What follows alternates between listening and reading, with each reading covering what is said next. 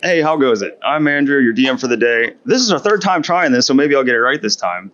Along with this band of miscreants and murder hobos, we are the Dirty Rollers, and this is our Rime of the Frostmaiden campaign.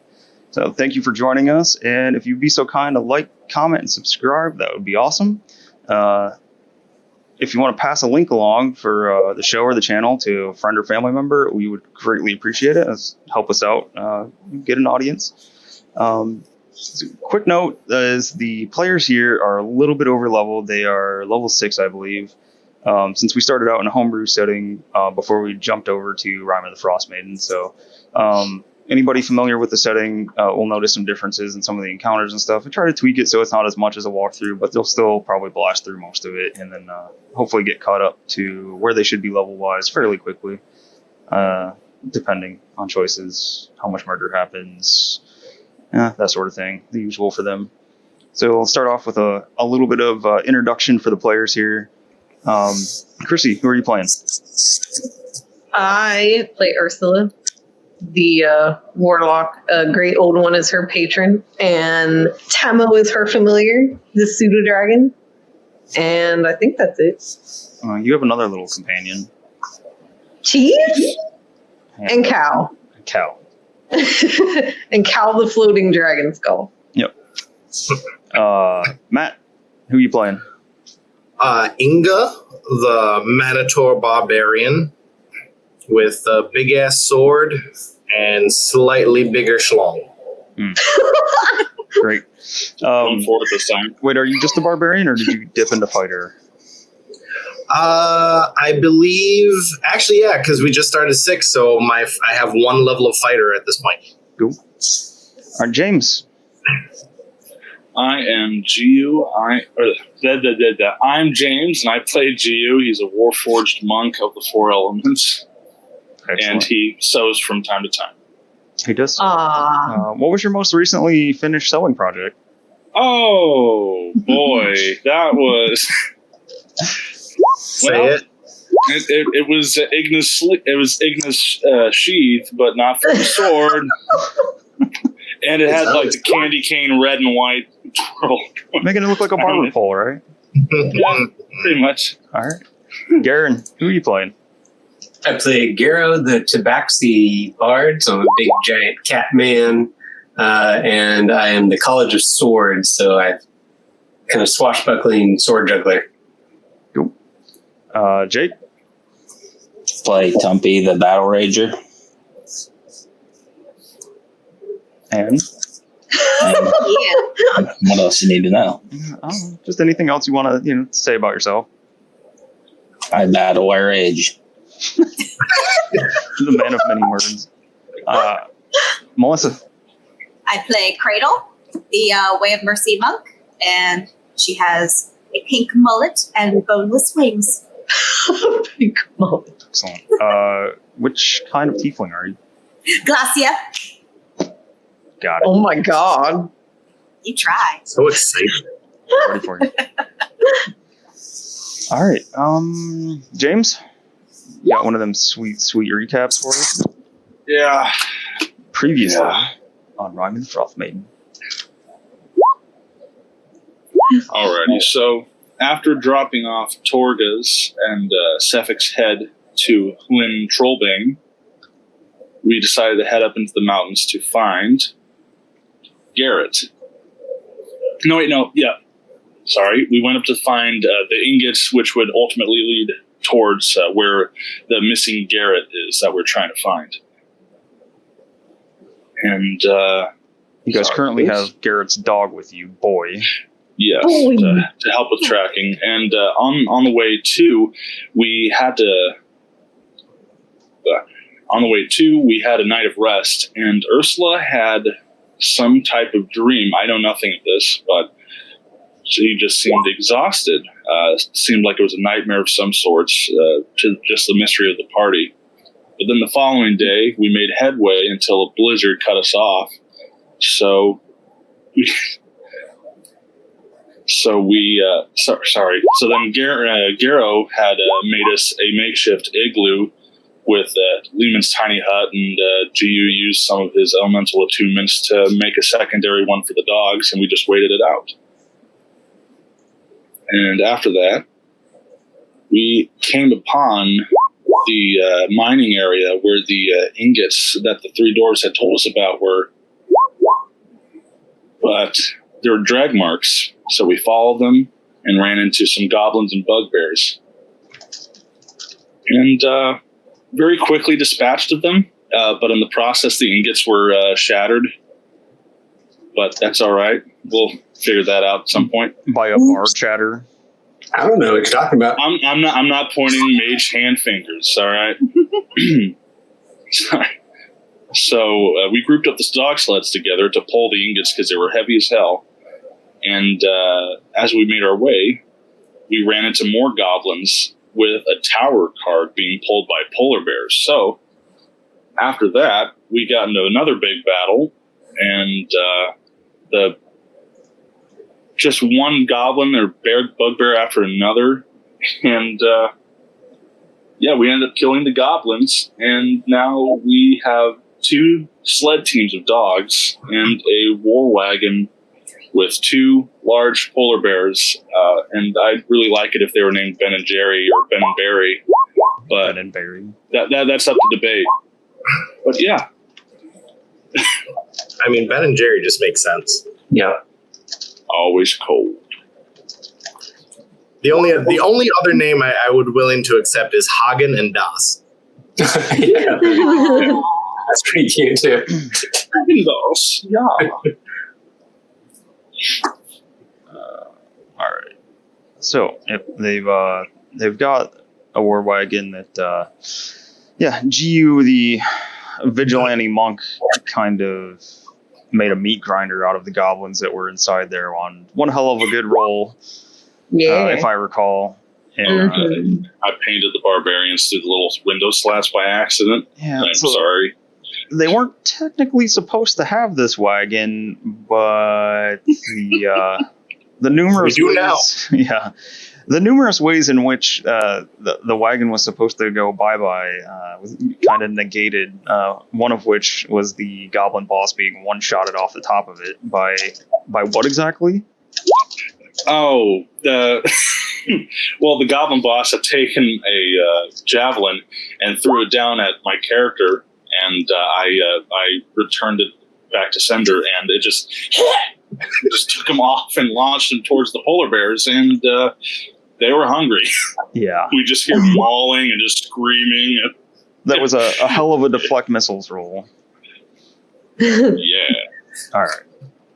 So yeah, the main things being you guys were looking for Garrett, the owner of Boy. Garrett's husband had sent you guys to try to find him and make sure everything's all right because he shouldn't normally be found without Boy. And you were also looking for all the ingots, which you now have in your possession. Kind of jacked up, though they maybe have them. And I think that is pretty much it. So yeah, you guys just got your war wagon. Someone befriended the polar bears.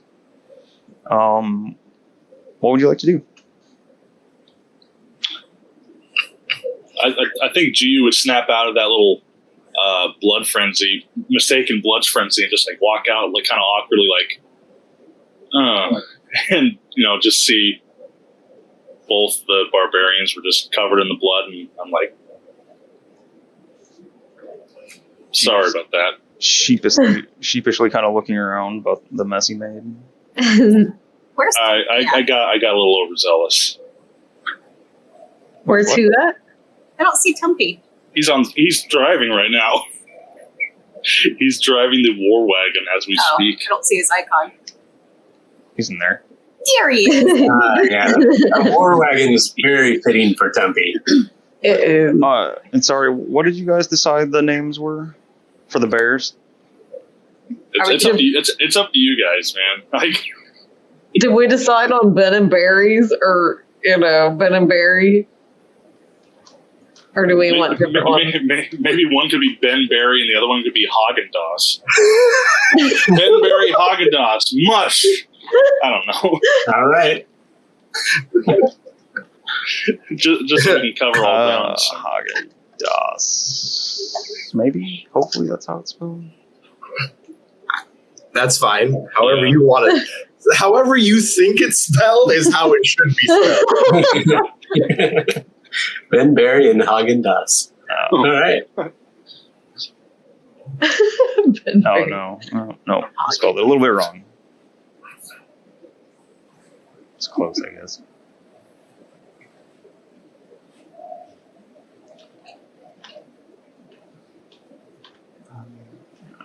ZS. Yeah, there we go. There was a bone whistle that we found. Here. Yep. Was that for the bears or something? I thought that was how you controlled them. Yeah. Yeah, I believe. Oh yeah, wrong section here. I believe that was part of the treasure from the goblin boss. Mm. Does it look like a musical instrument or just a whistle? Oh yeah, she had 2 potions of animal friendship, which you guys got. Oh, you guys got all over loot. The sealskin pouch containing silver, copper, and a bone whistle. So it looks like just a whistle carved out of bone. Quick question. So I don't know if anyone's noticed, but containers are now live in DDB, so you can manage what is in what, like what's in a backpack, what you have, what's in a bag of holding, and you can move those things. Yep. That's cool. So who has the bag of holding? I do. I will check this out because I'm really excited about this. Yeah, so if you go to inventory, you'll see. Oh, that's so top. Cool. Yes. If you click on an item, 1 second, Matt. then you can hit move and move to places. Nice. Yeah. Quick point of interest for GU. I think you're the only one that's using old UA stuff. Speaking of GDB, I don't think they're going to be supporting UA anymore. So you'll have to go through, probably not right now, maybe either at the when we stop playing or before next session. You'll have to go through and I think remake GU. I think it would just be just the race thing. I believe they said if it's already a part of your character, it won't go away. It just won't get any new additions. Okay. All right. So he may get lucky and not have to do any changes. It'll just say archived next to his character. Okay. For that. So I think something did change about the Warforged between UA and their release in Eberron. So we'll have to double check that. I completely forgot about that until you just brought up D&D Beyond. But I'm not gonna lie. Yeah, like this was in 2018 when I first made him. I was like, I like this one. So I think it was like AC changes is what was the biggest thing. They changed, like how they handle AC. Yeah, the AC and the optioning for how they can select things on character creation. Like one I remember is like the cores? I guess they had the sub things where it's like, oh, if you wanted like a big brute one, you'd have like the Warforged Juggernaut. Yeah. I think the other one was a skirmisher. So that's what it says on this one. So yeah, I'd probably have to switch that out after sometime. Yeah, I forgot all about that. It's my bad. With containers, you cannot put custom items in there. So just a heads up on that. But since you have the bag of holding, I guess I picked up the animal friendship potions. So I'm going to hand those to you in game. So if you want to like add those to your character sheet and put those in the bag of holding, and I'll take them off mine. Yeah. Let me. So yeah, 2 potions, so you can put them in the bag of holding. What's neat is one of the upcoming changes is they're going to make it so everybody can interact with the containers like that too. Yeah, and just hand things off to people and put stuff in there, which will be awesome. Yeah. I mean, that's cool. Man, this is so awesome. It's great. Thank you. Like, as soon as that launched, like I went through all my characters and started putting things in like the backpacks and bag of holdings and shit, and it's just so much fun. And you said 2, or was it just 1? 2. We got 2. All right, cool. Yep, you had 2. All right. I assume we're probably going to have to use one, like right away. We'll find out. We'll see.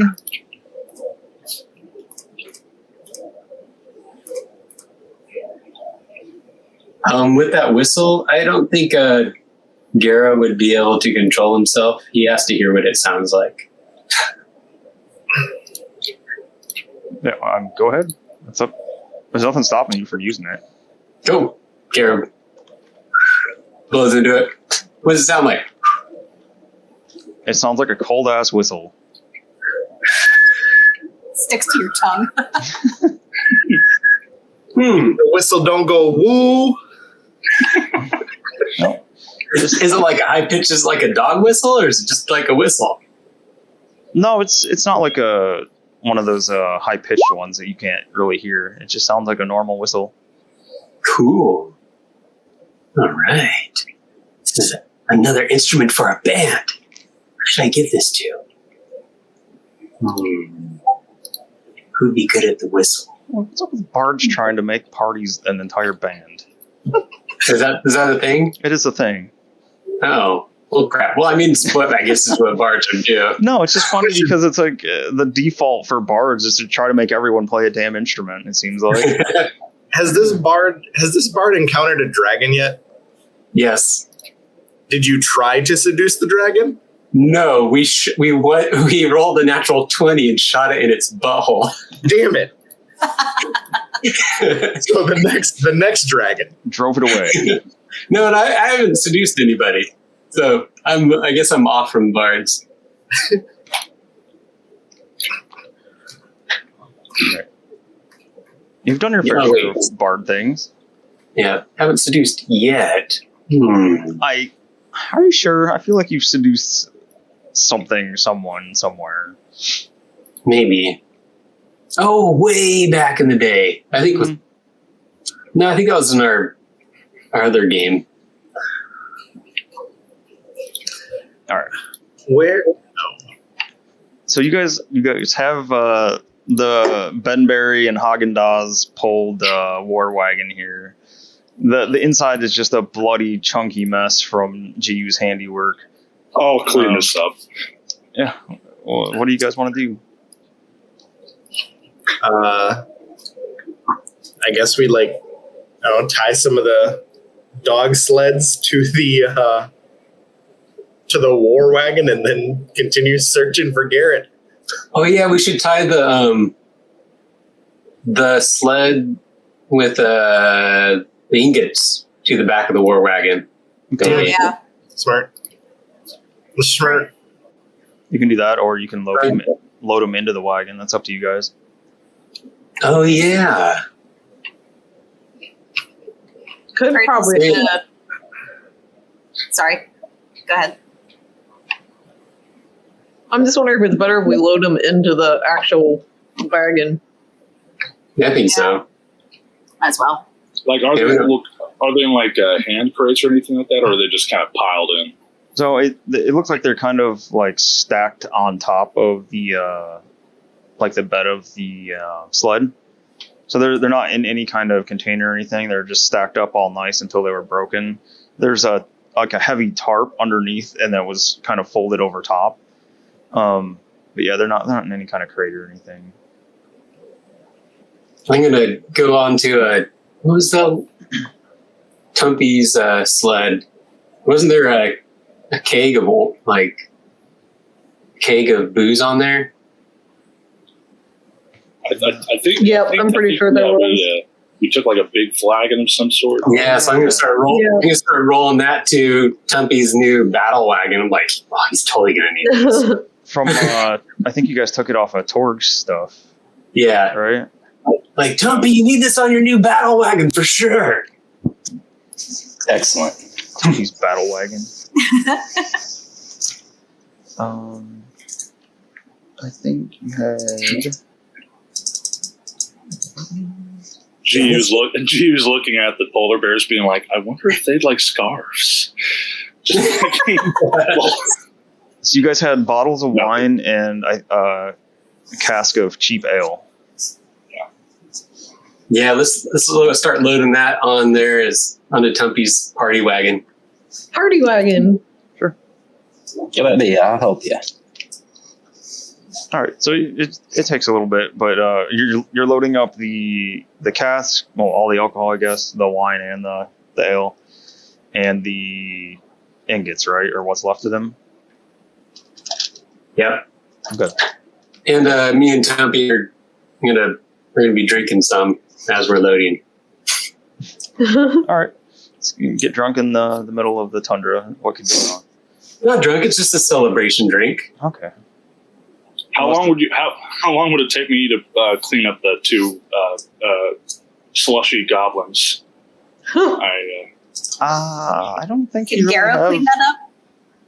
Oh yeah, what's that called? That spell Garo uses a lot.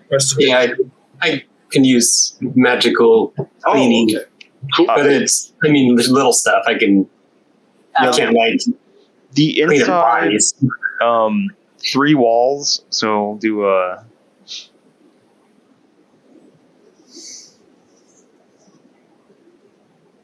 these 3 walls are just covered in gore, and the floor is sprayed in blood and gore. GU did a real number on those things in there, so I don't know that prestidigitation is going to help you a whole lot in there, at least not right away. Well, I can get probably the blood out of the wood a little bit, but I can't remove whole splattered kidneys and livers hanging everywhere. Yeah, all right. Maybe if I clean up the masses of meat chunks and everything like that, and there's just the blood left over, maybe that would help. But We should feed, if there's chunks, we should feed it to the polar bears. And yeah, that I was just about to drag or carry over whatever the hell was left over to them. Ingo would like to go in with his shovel and just start scraping the chunk off the walls, and then just shoveling goblin chunks just outside into a pile. That works. So yeah, She was like, "Thank you very much for helping me. I'm sorry about the mess." So yeah, by the time you guys get done cleaning up the goblin mess and the GU made goblin mess, the Tumpy and Garo have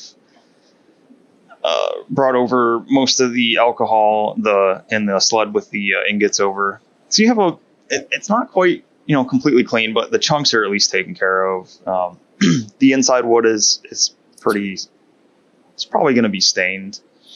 But yeah, you take a little more time, and everybody can help load up the ingots and the alcohol and everything. So you've got your war wagon full of ingots and alcohol.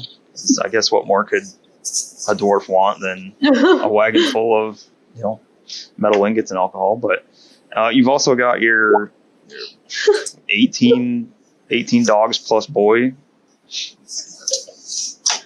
and 3 sleds. Are you planning on taking the other sled with you, the one that the ingots were on, or are you leaving that behind? Is there any reason that we might need it? You could always just store it inside the war wagon as a backup sled.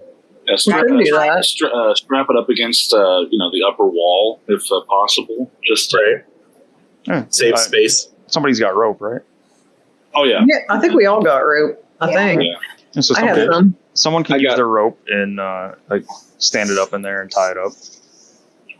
I'll use my rope. Okay. So I'll.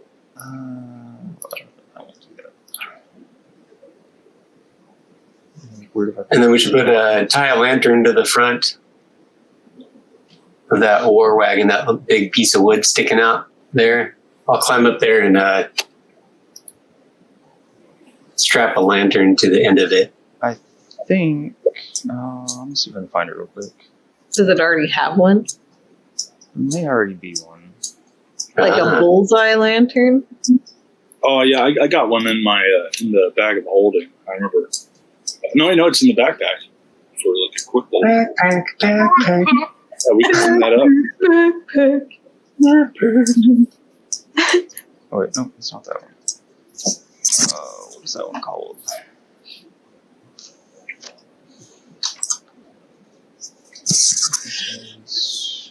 Who the hell named these dogs? I don't know. What are they? Tumpy named them all. He got super hammered and was just like, I named one Tampoon. What is a tampoon? This is what your wagon looks like. Oh, damn. "Oh, that's dope." That's awesome. That is so cool. I love it. So you're going and putting a lantern out on like that front part up there? Yeah, I'll climb up there and hang. On like Should we hang the? on the beam that's sticking out over? Is that where you're holding? Yeah. Okay. Yep. That way it gets like the most light out to the front. Yeah. Make an acrobatics check to climb out there and put that up. We can pull people over with the authority of polar bears? Damn. The I'm going to do the style acrobatics. I'm going to go, ta-ta, here it goes. First roll of the night. Okay. All right. Rockin'. Able to shimmy out there and put the lantern up without a problem. You do notice though that like the Arctic breeze that's going along it's immediately starts like sending the lantern wobbling about, but it stays up for now. Do you think we should use a little bit of extra rope to tie it just to make sure it doesn't fly off? Just to, like, if it just waves around, that's all right, as long as it doesn't fly off in the middle. Yeah, I figured we'd tie it on. 'Cause, I mean, we're in I was just blizzard going all to the suggest time. that too. Since it's like dangling there, we could like a piece of rope on each side so it doesn't. Oh, so it stays straight? I can do that. You guys are yelling at me up there, tie it up. Okay. Yeah, you got it. Okay. Okay. Melissa, I'm sorry. Did I miss your answer to what all the dogs' names were? Oh, do you want me to? Would you like me to read I them mean, for if you took the time for it and Jake wanted to know what all their names were, feel free. Are we feeding them right now? If so, I will sing the song. That's up to you. Like, I see all their names. Jacob, are you prepared? Go ahead. So Cradle's gonna get all the food out for the dogs. Feed Roger Moon and Little Andy. Meat for Hooker Foot, Marvin Stormy. Pumpernickel whole wheat and what's that, Brad? Bocaccia. Buddha cheddar feta, Colby ciabatta. Some for Tampoon, sourdough and rye. And Boosh Barf and Boy, my temporary guy. Don't forget Haagen-Dazs or Ben Berry, or else Lord things will get super scary. Yeah. What? I'm sorry for that. Jake hates me. I'm now lactose intolerant from how cheesy that was. Ingrid got really excited by hearing that song, and you just hear clap, clap, clap, but there's only one hand clapping. You're saying you're causing yourself some damage? Huh? Oh shit. Are you saying you're Oh, causing? no. Not enough to cause damage, just a light beating. Is he clacking? Hey! Wouldn't it be kind of muffled because of the sock now? True. Good point. Ah. Just slightly muffled. Does it sound like you're hitting a heavy coat? It's like that. It's like the sound of like hitting your chest onto your shirt. Bravo! Oh, God damn it. Oh Lord. I think Cradle is our new singer. No. Oh, man. She outbarded you. She did. I'm like, wow. Dang. All right. So you guys have got your wagon cleaned up. You got your lantern put out. What would you like to do now? Well, what time is it? Is it nighttime or is it just kind of still afternoon or something? I'd say it's probably still like middle of the day, maybe like 4 o'clock-ish, 4 o'clock-ish. I think Gia would like walk up, would ask Tumpy, "Hey, do you want a banner or a flag of some sort? Sure. Do you want to Make say it anything? cool. Make it cool. Very any cool. any preferences? Spiky dwarves. I said cool. Noted. I think a spiky tankard would fit. Spiky bra. Spiky bra? Bra. Whatever those are. Brazier? I don't know.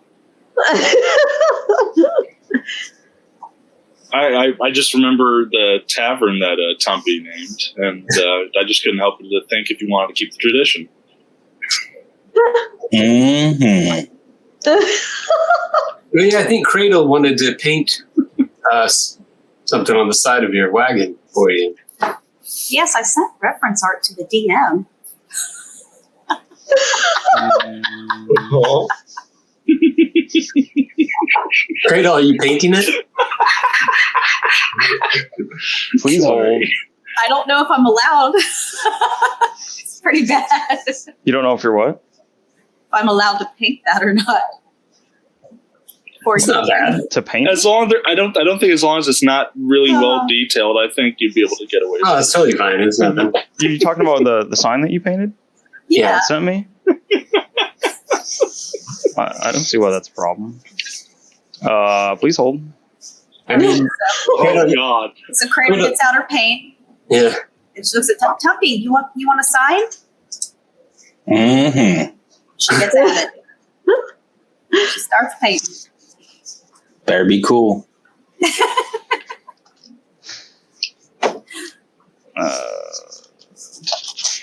Sorry.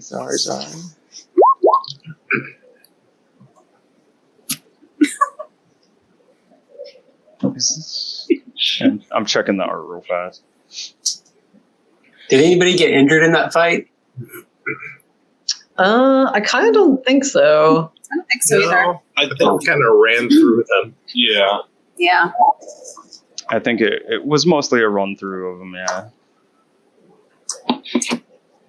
Can I unhook Rye Dog and put him in the back to clean up the shit? Just licking the inside. No, they cleaned up most of it inside. It's just like the stained wood and stuff. So it's not like puddles of shit. No, they did their best to clean up without having any proper cleaning supplies. It was mostly the shovel work to get all the chunks and piles of things out. Alright. This thing has an awful file name, but okay. And I can use prestidigitation to clean up the soiled parts.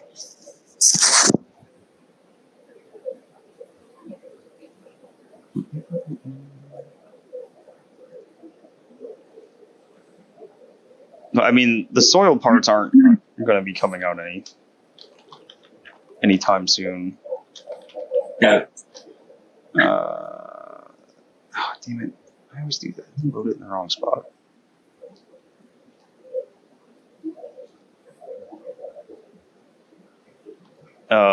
Cradle's freshly painted sign is being uploaded at the moment. Sorry, Andy. Oh, you're fine. I forgot you sent this the other day.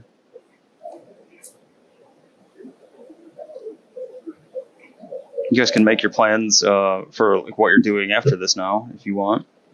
While this is loading up. Cradle finishes her painting and does dot dot with the finishing touches.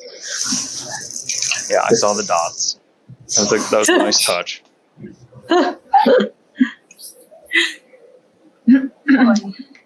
So Igna, you are our navigator. We're still headed straight? Believe so. I just love the dots on the knees. That's smart. So subtle, but perfect. And where you've painted this on which wall of the wagon here? I would say on each side, yeah. However On Tumpy each wishes. side. Okay. So yeah, Tumpy, do you have a preference? Both sides be alright. both sides. Both Alright. sides. Both sides. The left and right walls now say Tumpy's tonics and titties on it. Good job, Cradle. Cradle, may I take your brush? Yes. I want to add one more last thing. I go to the back of the wagon and I paint a big badonka-donka on the back of it. On the back of the wagon. Yeah. All right. Roll a dexterity check for me. Oh boy. Dex. This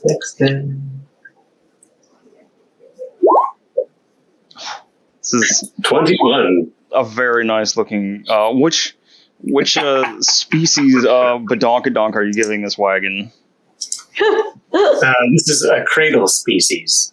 It'll have a little tail going up. Right. Little tiefling tail with the little. You're drawing a tiefling ass on the back of this wagon. Good job. I have to put the little star on there too. This is what we do for D&D. This is our Yeah, that's it. That's it. Oh this is the miscreants part of miscreants and murder hobos. I'm super proud of that. Good Alex. Tumpy, this wagon is sexy. I approve. All right, where are you guys going? Or what are you doing? Now that you've got your signage completed. So I'd like to call over Boy and ask Boy, okay, Boy, where's Papa? Where's Papa? Take us to Papa. Did you guys Take us to Papa, Boy. And see what happens. Did you guys have something from? Yeah. We did, yeah. Was it I like a see- piece of cloth or something? I see Igna struggling, so I pull out the cloth from his owner and let him Oh, smell that's it. all right. Igna, roll an animal handling check to Oh boy, yell at this dog's face. this is great. Yeah. Hey, an 11 with no mods. That's pretty good. I'll accept it. Not bad. Yeah. Boy kind of stares at you and cocks his head for a second, and then he sniffs the ground and then just looks back up at you. Then Cradle walks over and holds something out for you. I take it and I just like put it down in front of his face, And so Boy in front of his little snoot. immediately like starts getting happy and does like the happy like butt wag, and he starts sniffing it like pretty intensely, and you see him put his nose to the ground. So we'll do move him up real fast. Cradle's going to join and do her butt wiggle too.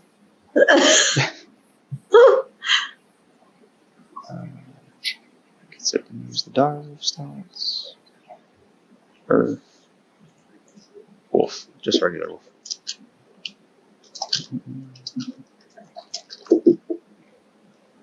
Do they have? They do not.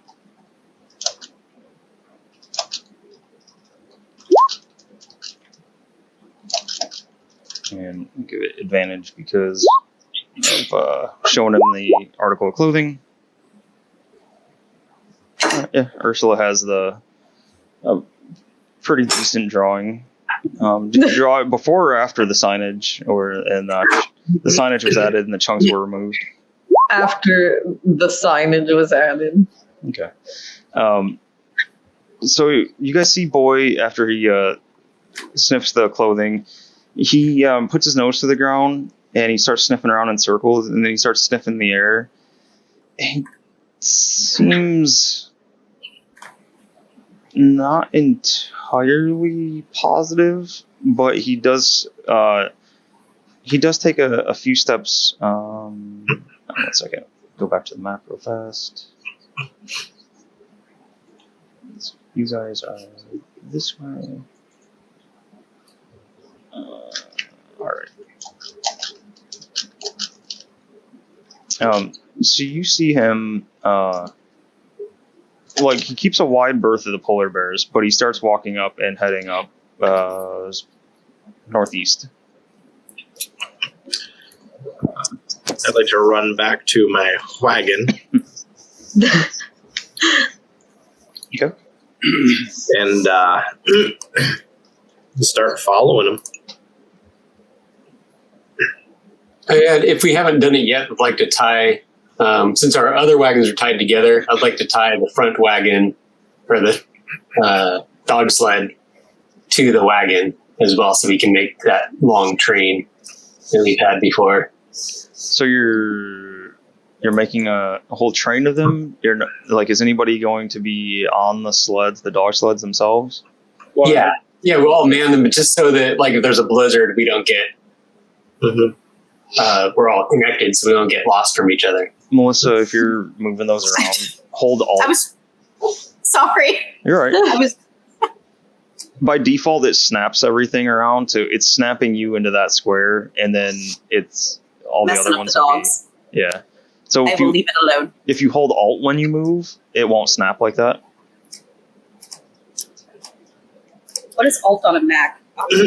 Option. We can't control the sleds themselves, by the way, Andy. Just the dogs. All right. Yeah, I'll set those back up for you. There you go. Shall we? You're good. I don't think everybody can control them because I think I gave individual players control.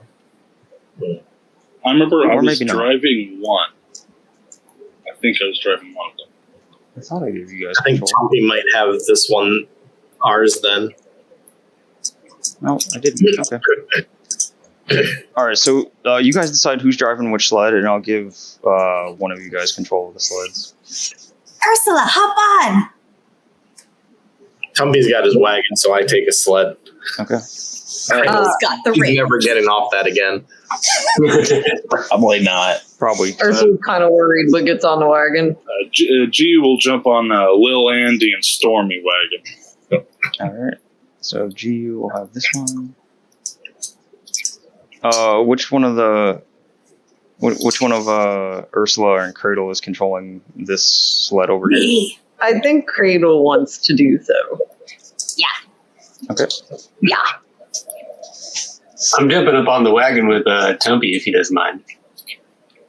Oh, the polo bale wagon. Come on. Awesome. Yeah, this thing is dope. Oh shit! So I'm gonna give Garen and Garrow and Tumpy control of the bear wagon. And you guys can fight over it. Is there range to this thing? Yeah. And a whistle. Does Tumpy have the whistle right now? Oh, I'll hand it to him. Here's a cold bone whistle. Try it out. No, thank you.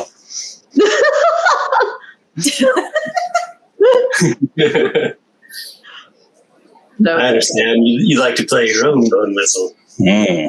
No, someone else. Damn it. I'm trying to look and see. So it looks like you would actually be controlling it from. I'm going to share this with everybody so you can see it again. It looks like the wagon would actually be controlled from that bottom front window. Oh, interesting.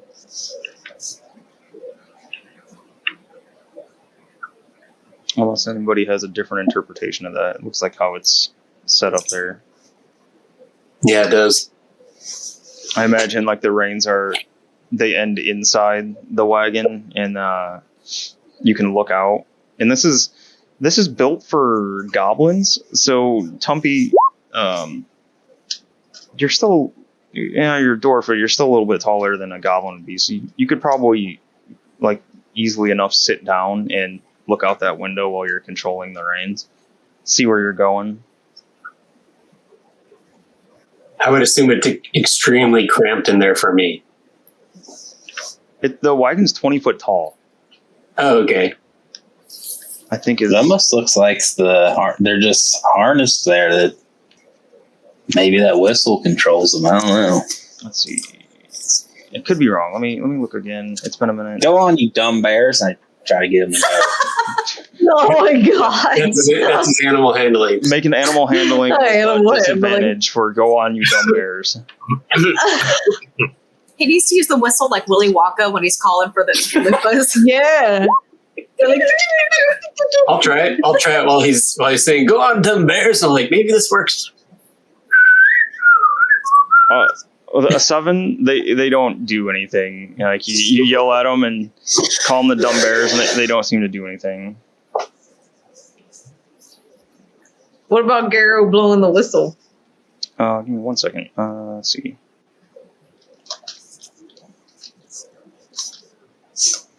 I'm looking up to see the wagon.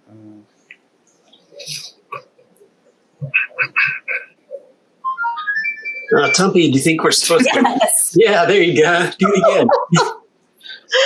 Fantastic. We're supposed to bonk them on the head first. Yeah. No. Maybe we're supposed to ride them.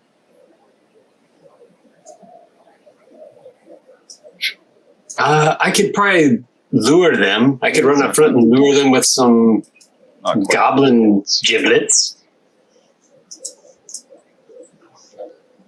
I can't grab my token. There we go.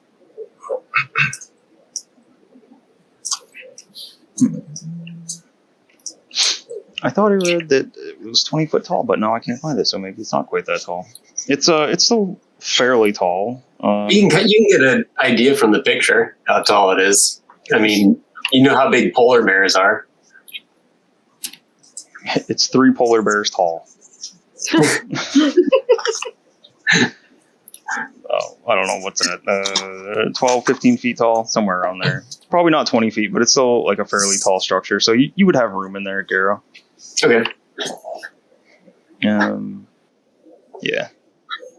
I'm going to sit up top anyway in the top area so I can get a better view, be like the lookout. Inside, or are you sitting out on that ledge? I'll sit on that ledge so I can get a better view of everything. But Okay. I guess it probably technically wouldn't be any colder than riding on the sled, so. All right. Do you notice when you blow the whistle, you can go ahead and make an animal handling check. No disadvantage. This is just the whistle. all right. And what are you trying to get them to do? To just To follow boy. Follow that dog. And Tumpy still has the reins. Yes. All right.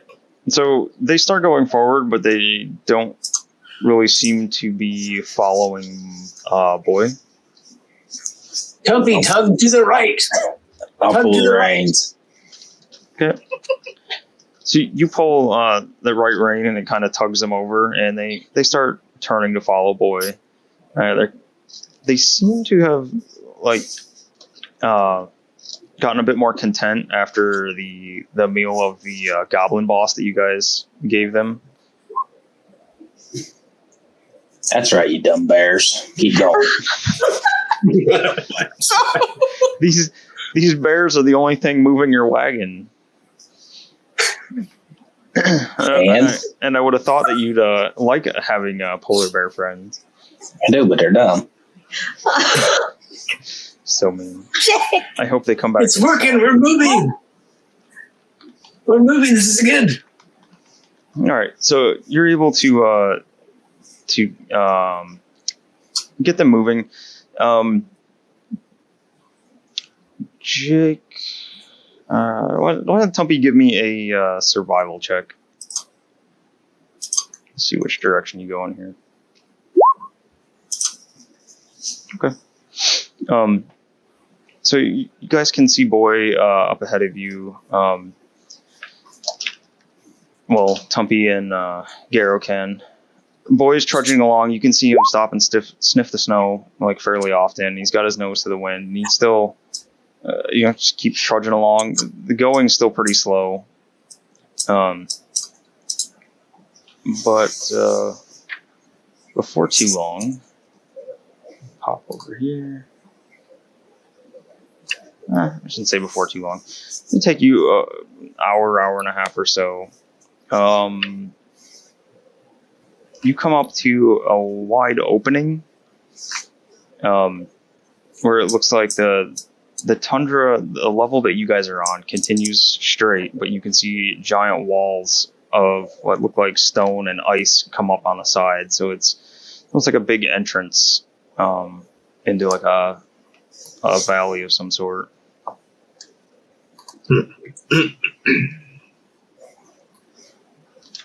Was there a visual for this? No, not specifically. Has G read about this in the Guide of the Frozen North? You can roll a history check. Okay. Actually, they might. All right.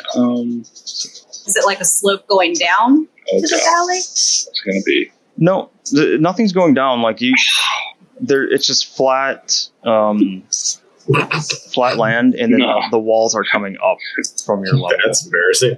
Yeah. All right. GU has not read anything about that. It might have been in his book, and he just skipped over because it was boring or something. I like the animal passages. All right.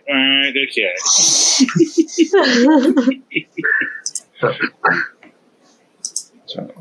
Dang. You guys are stopped here, and it looks like Boy wants to go around.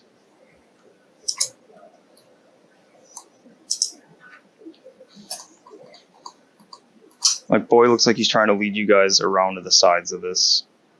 Where that little red line is? I think that was just a leftover from something. No.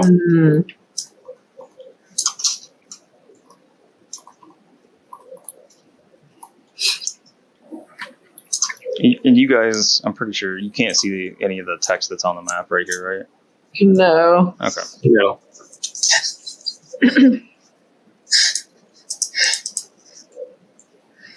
I see some text on the map. I'm not even gonna zoom out because I don't know I don't want to see it.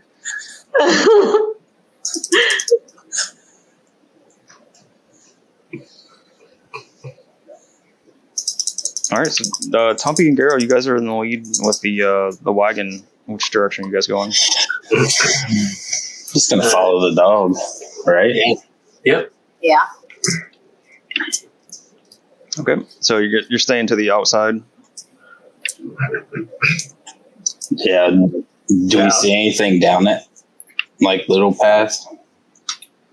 Or gorge or whatever. Perception check.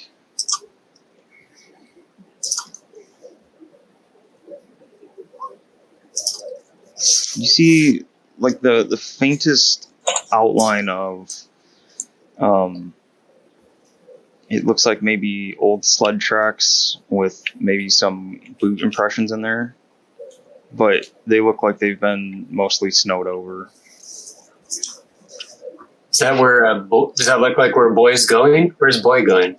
He's trying to go to the outside of this. Like, he's not going down that like canyon looking area. Like, he's trying to stay to the outside of it. Okay, then I'd say we'd follow. Okay. Tumpy, we should probably follow the dog, you think? With 21, Tumpy, you also, like, you don't see Boy acting weird or, like, defensive or anything. He just looks like he's trying to stay to the outside of that. All right. Well, there's no reason to go in. Okay.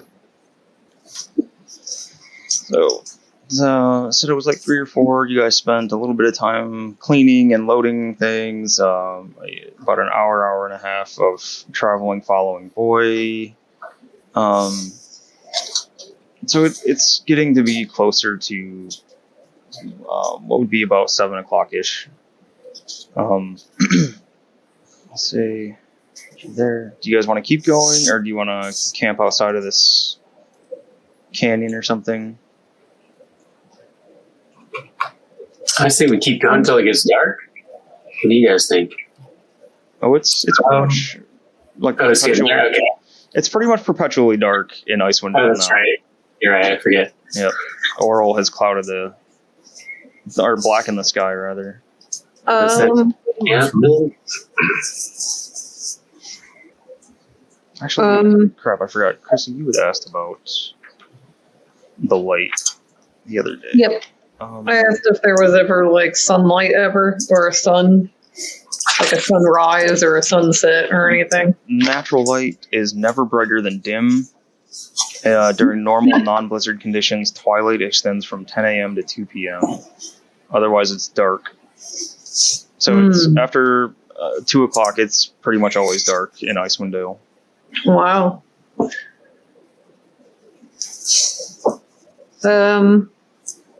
Oh yeah, until the aurora appears or a full moon. A full moon. God damn it! A full mound. Yes, thank you. A full moon appears. Speaking of full moon, Not yet. We still got time. You still got quite a bit of time, right? I think we still do. I was checking. It was like 4 days since the last full moon, I think. Yes. No, it's a full moon. Full moon. Full mound. Mm-hmm. Well, should we go a little further or should we just stop for now? We could stop, I guess. I mean, it's already dark, so it's up to you guys. Like, it's been dark pretty much the whole time you guys loaded the sled and during the fight, like for all that. How tired do the animals seem, the dogs and the polar bears? They're getting a little tired, but not like they haven't been pushed or anything. We've done enough for the day. We've killed some things. We've got this awesome battle wagon. Yeah.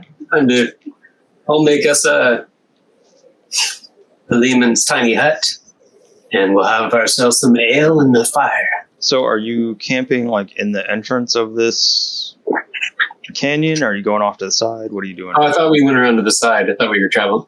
Oh, no, that's what I was asking you, if you were going to keep going or not. Oh, okay. I see we go up to, looks like there's where those trees are. I see trees. Yeah, those do look like trees. Oh, you're going. Yeah. So the dog is heading this way. Oh, well, that's where we're going then. Actually, there you go. Dog is heading out this way. That's where he wants to go.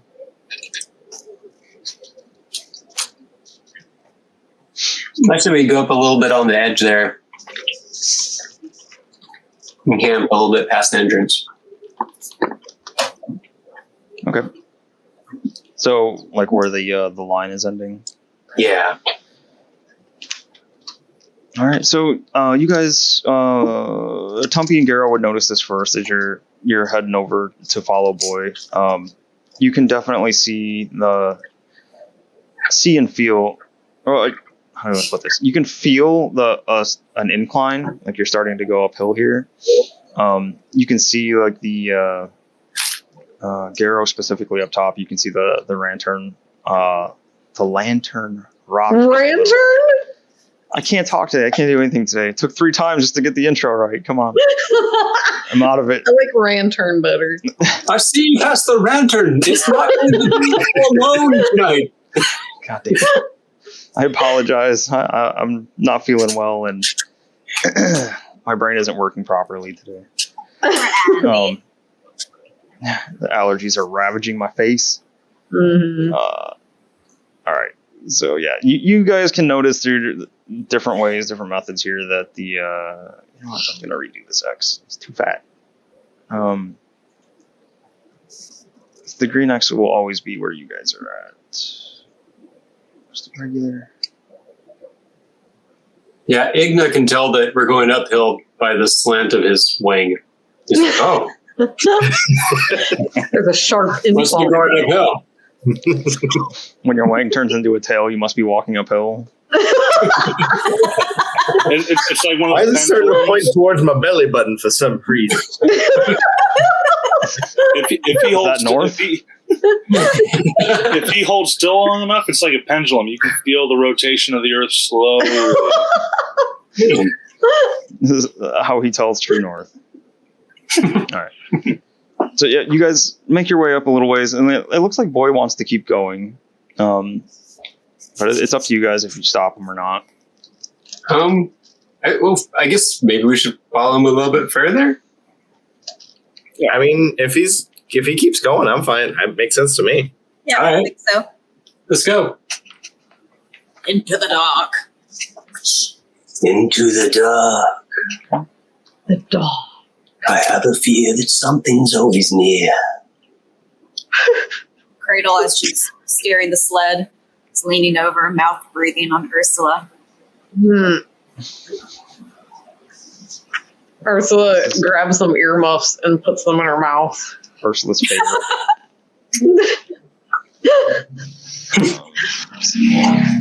I'm gonna pour Tumpy another ale. This is a pretty sweet ride.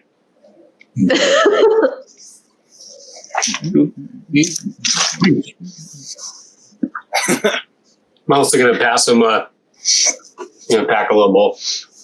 You want some of this, Tumpy? Hang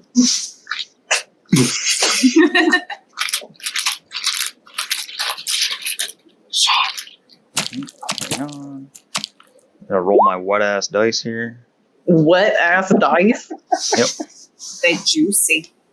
Freshly washed. Like macaroni in a pot. Like, what? Oh, macaroni.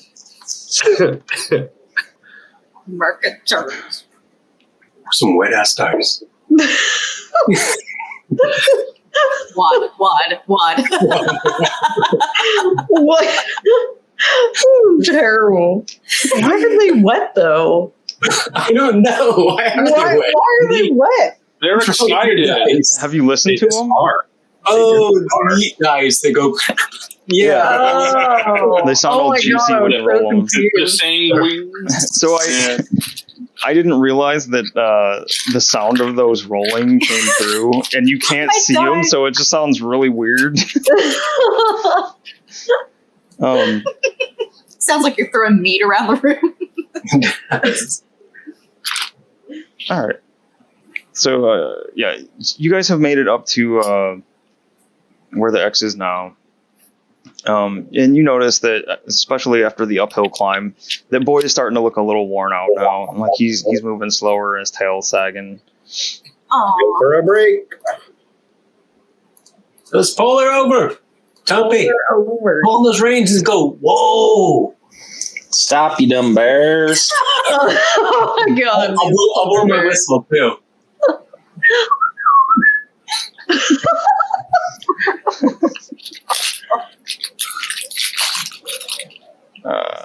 Do that. Okay. They look confused, but they stop. Good teamwork. So, Teamwork. yeah, you guys you feel like you're a fair decent bit uphill here. The ground is flattened out. It's not so much of an incline though. There is still a little tiny bit of one. Are you setting up your hut? Yeah, I'll hop out and try to find a nicest spot, and I'll walk around with my little crystal. And we'll start walking around in a circle, playing the little flute or the whistle.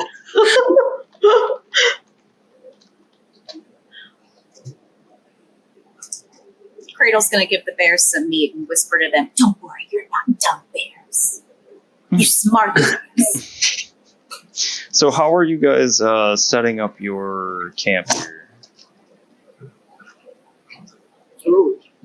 I think G would ask Arrow if you want me to do another barrier up against the thing for the dogs again, or since it's pretty calm, if I should just hold off on it. I don't know. Ask Igna what he thinks of the weather. Maybe he can tell with his weather rod.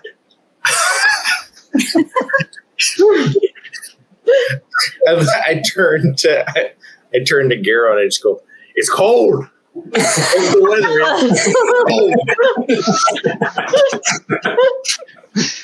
is as I show him my shriveled watch. There's more sock than cock in this right now. Oh, it is cold. Yes, we need to make a fire. So I instantly, I start making a fire. Yes. Go ahead, Gio. Do what you do, man. That's the first time anybody's ever called me man. Wow.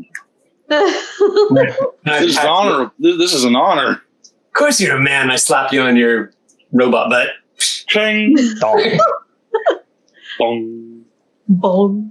So yeah, okay. I'll after he gets his little things, his hut set up, I'll get the my igloo. Oh, okay. Now I see what you wrote on it. Sorry, on the map. What? Somebody mentioned it earlier. What? I was like, I've been looking for the past 10 minutes. And it's like, that's not it. Oh God! I just put that one back up. Map secret. But yeah, after he's done with this huddle. Are we going to use the the back of the war wagon to and the sleds to kind of make a little wall, and then the dome at the back of that, so that we can get everything nice in the center? Yeah, that sounds good. So how tall does the dome go up to? I believe it's 8 foot. Let me go Could the dogs take shelter under the wagon? Probably not all of them. It's under the wagon? Or in the wagon. You could probably put dogs in the wagon. Oh, there yeah. might be room for a couple of the dogs, yeah. I think the dogs should be able to fit underneath the war wagon. I mean, based on the picture, it looks like a bunch could fit under there. Let's pull that up again. Let's take a look. The war wagon is fairly high off the ground. And then whatever dogs aren't under there can go inside it, I would assume. 10-foot radius.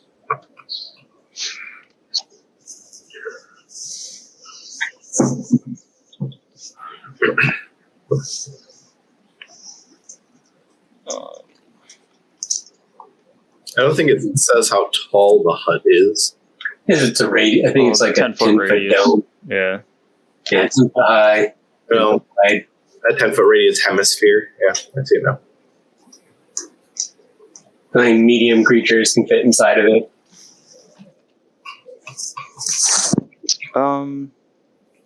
Oops.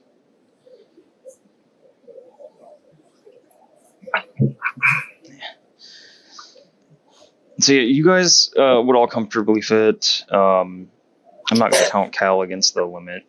So you could bring in a boy, maybe. What does it say? But 9, so we could get Boosh and Barf in there too. 9 creatures of medium size or smaller. So I'm not going to count Cal, but Tamo and Cheese will definitely take up 2 of those spots. So that but they're small.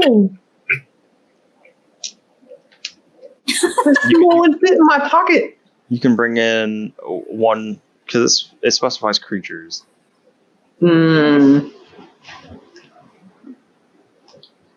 So probably, just bring in boy then, right? All of us in boy. I have a feeling they specified 9 because they knew that some parties are gonna have. Were you gonna say assholes? I was Some actually asshole? some asshole parties were gonna have 3 or 4 extra tag along friends or something.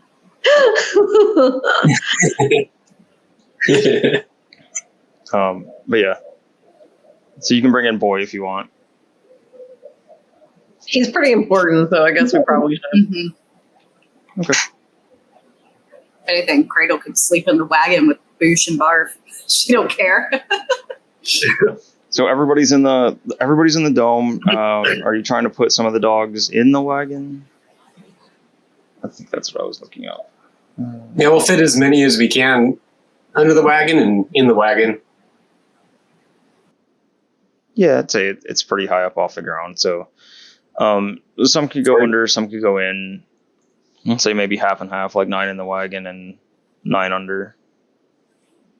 This provides some kind of protection. Mm-hmm. As long as they're out of the wind, they should do pretty good. Yeah. I would think so. Shit, where'd it go?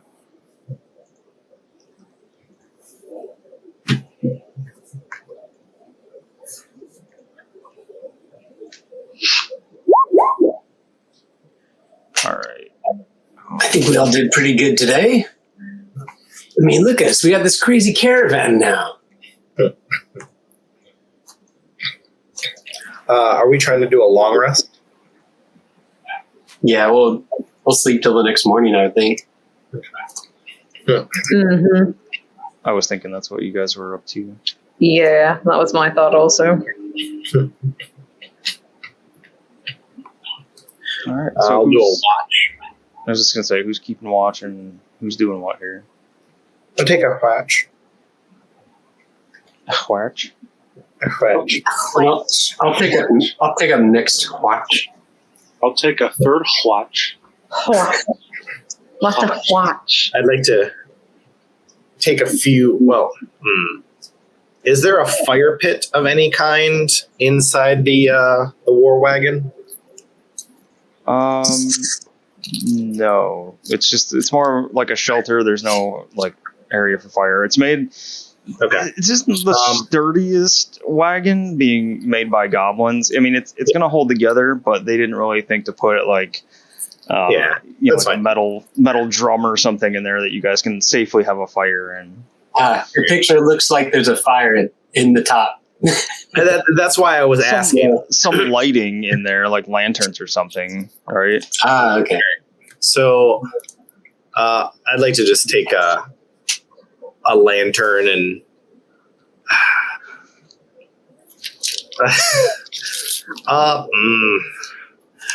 So, Andy, I have a shield And that I don't use. It's in my backpack. Mhm. It's a +2 shield. Can you confirm that this is a shield made of metal and not wood? It was from your. As far as part of my I think my starting gear. Yeah. So yeah, I'll say it's metal wood. Okay, it's metal. Metal wood. Man, Metal brain wood? is just off. Metal is Okay. not wood. Okay, so I'd like to take that shield that I'm not using and take a little bit of ember, Mhm. and maybe a log or two. Yeah. And then climb up to the top of the war wagon to do my watch, so I have a little bit of warmth up there with me as I'm doing my watch. Problem. All right, so you're up on top of the war wagon.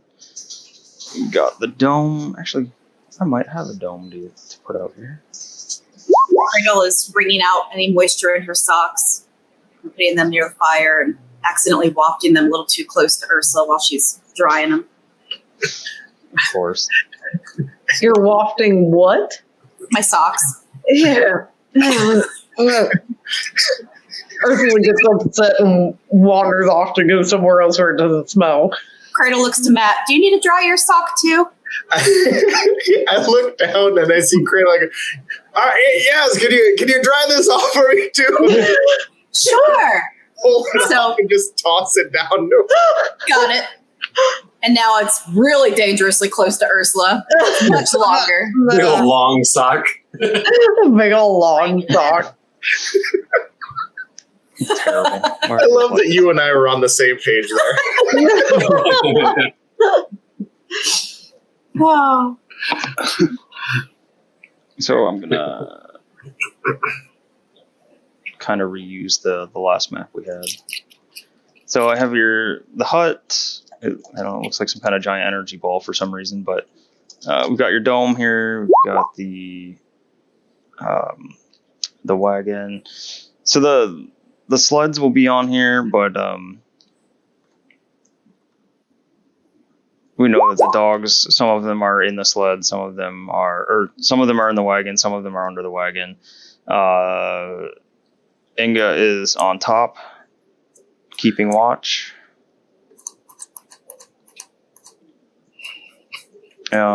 The rest of you guys are all in the hut, right?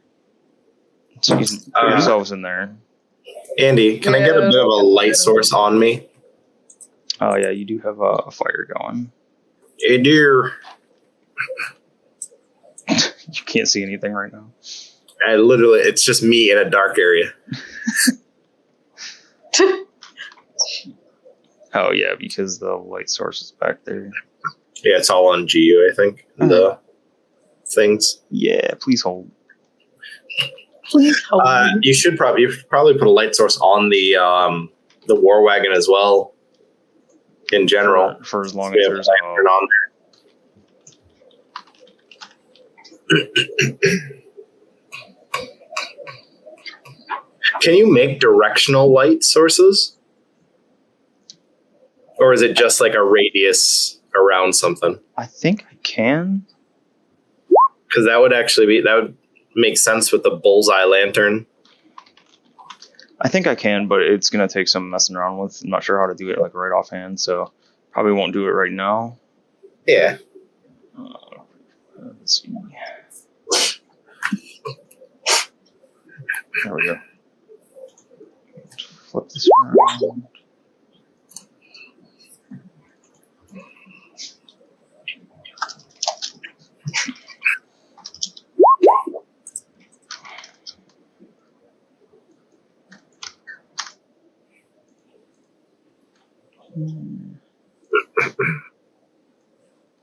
Stick that right there. Can you see now? I can see now. All right. So I'm gonna plop you back up here. Tumpy, what are you doing to this polar bear, Tumpy? I'm wrestling with him. Where was Dog again? Was Dog in the hut as well? Yeah, I think you guys took Boy in the hut. Or Boy, yeah.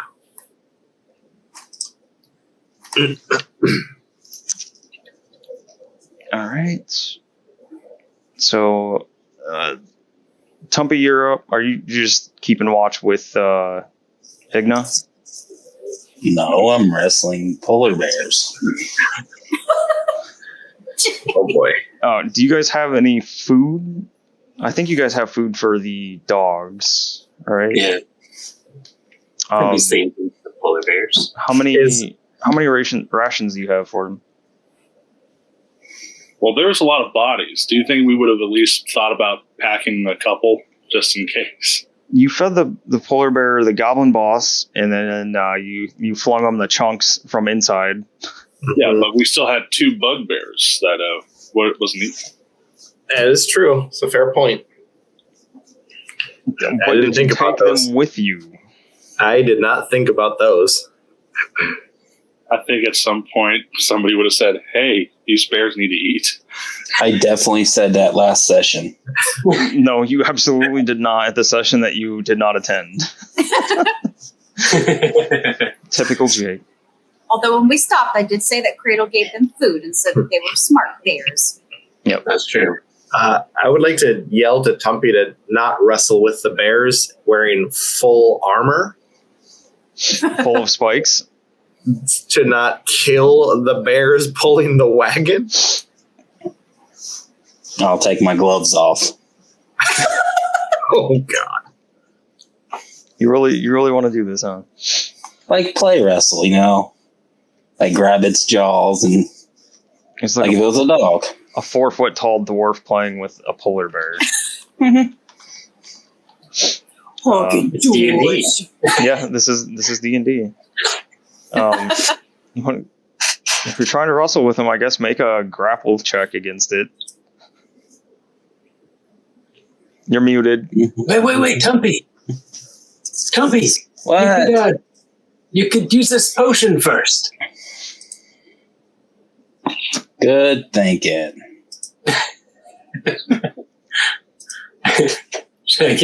I hand you the animal handling potion of animal handling.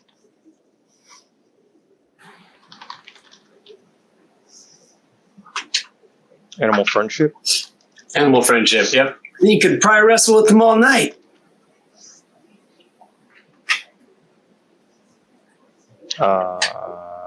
Or 1 hour. Or 1 hour.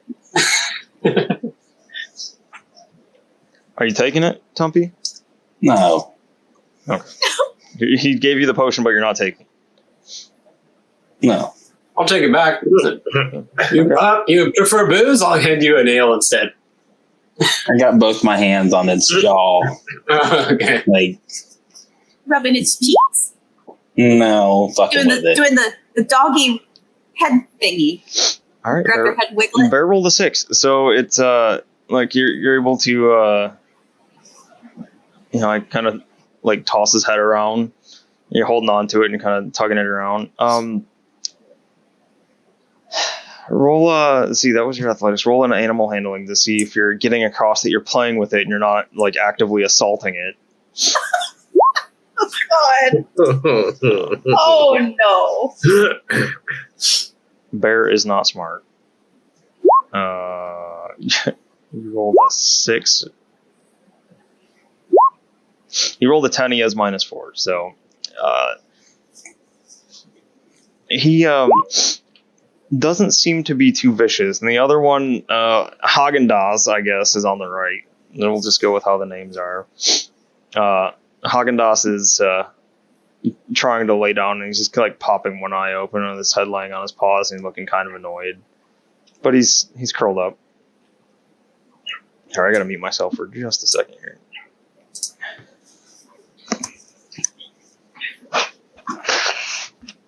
And he's farting. Probably riding his lantern.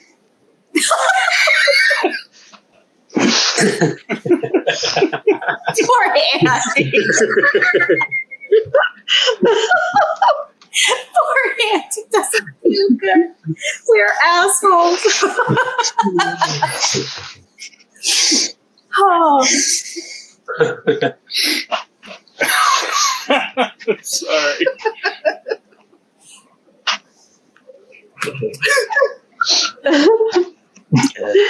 Cradle thinks she got all the water out of Igna's sock. Alright. No one wants to watch me blow my nose, so there we go. So yeah, well, what? How long is a great sword? I don't like where this is going.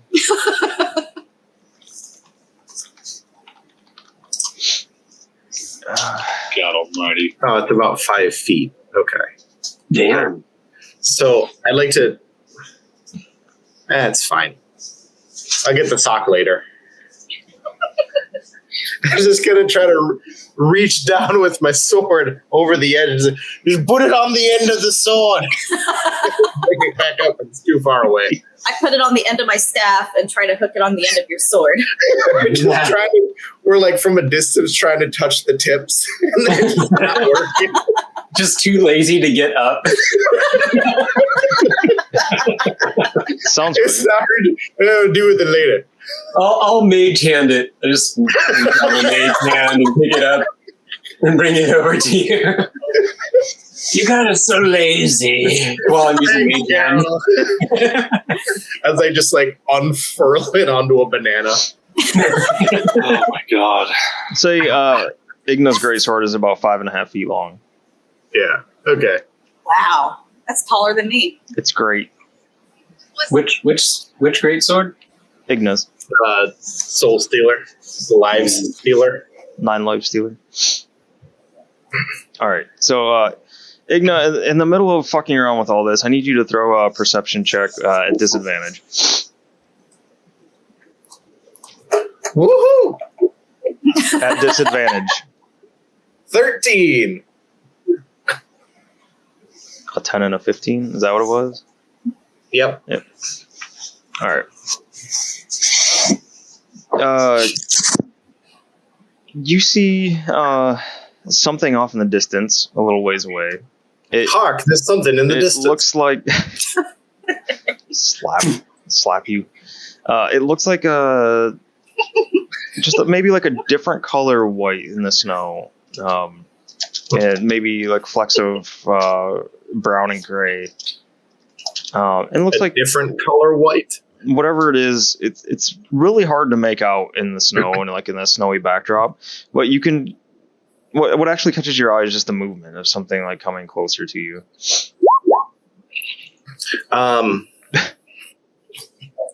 Penguins.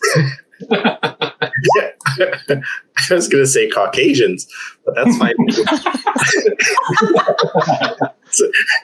Can I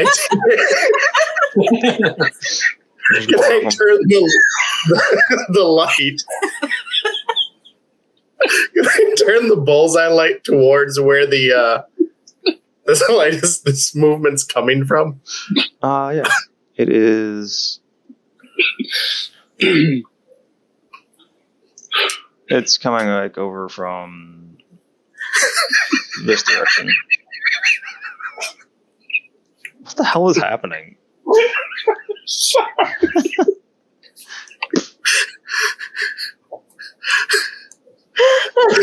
You all right, James?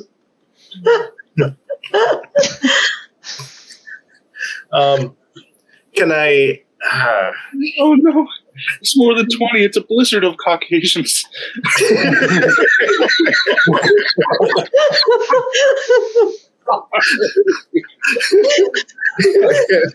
Oh, okay. Any gathering of more than 20?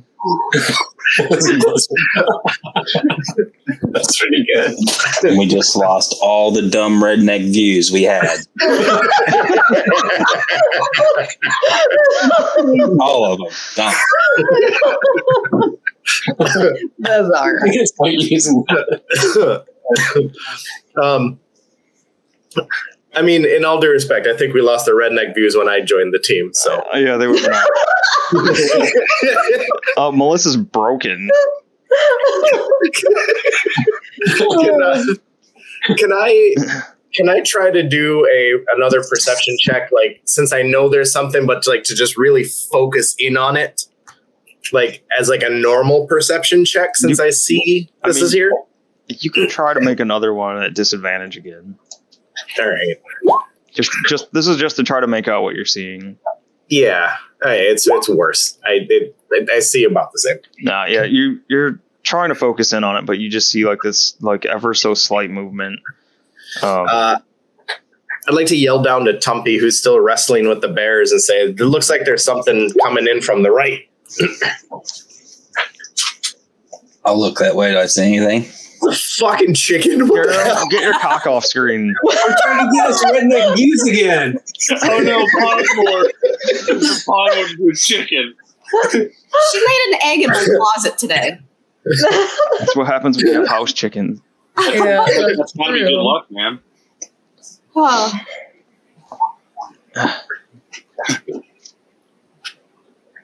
Starts throwing eggs. Garen, she said she was going to be looking for possums, not chickens. I can do that too. Can you pick that one up? No, that one's heavy. She's so obese. So obese. so obese. You can't pick her up without her farting either. She's human, straight What? big human parts. Pick up that awesome. You're like, oh, What even? It's not even an exaggeration. That's No. sad. Oh my god. Anyway, D&D. I don't even know what's happening anymore. It all just started with a gaggle of Caucasians. It just went a blizzard. A blizzard. A blizzard. a cockle of Caucasians. No. All right. So yes, Igna has yelled out to Tumpy about seeing something. I'll look over that way. All right. As I elbow drop Haagen-Dazs. Oh my god. The one that's sleeping, or trying to sleep. Mm-hmm. Is there any way you can select what you're clicking on? What do you mean? Like, so I don't have to keep clicking this wagon. No, not that I know of. I don't think there's a way to like deselect one of multiple items that you have selected. I think you have to click somewhere else and then click back. I mean, you can take. Let's see. I think you got to move the wagon and then move yourself. You can take Tumpy and then do the whole hold alt thing, Right. and then you can set them like I've got them here. Just shows that you're playing with the bears, but you're not like under them. You can't click them. Step bears. Oh, sorry for all the sniffling, everybody.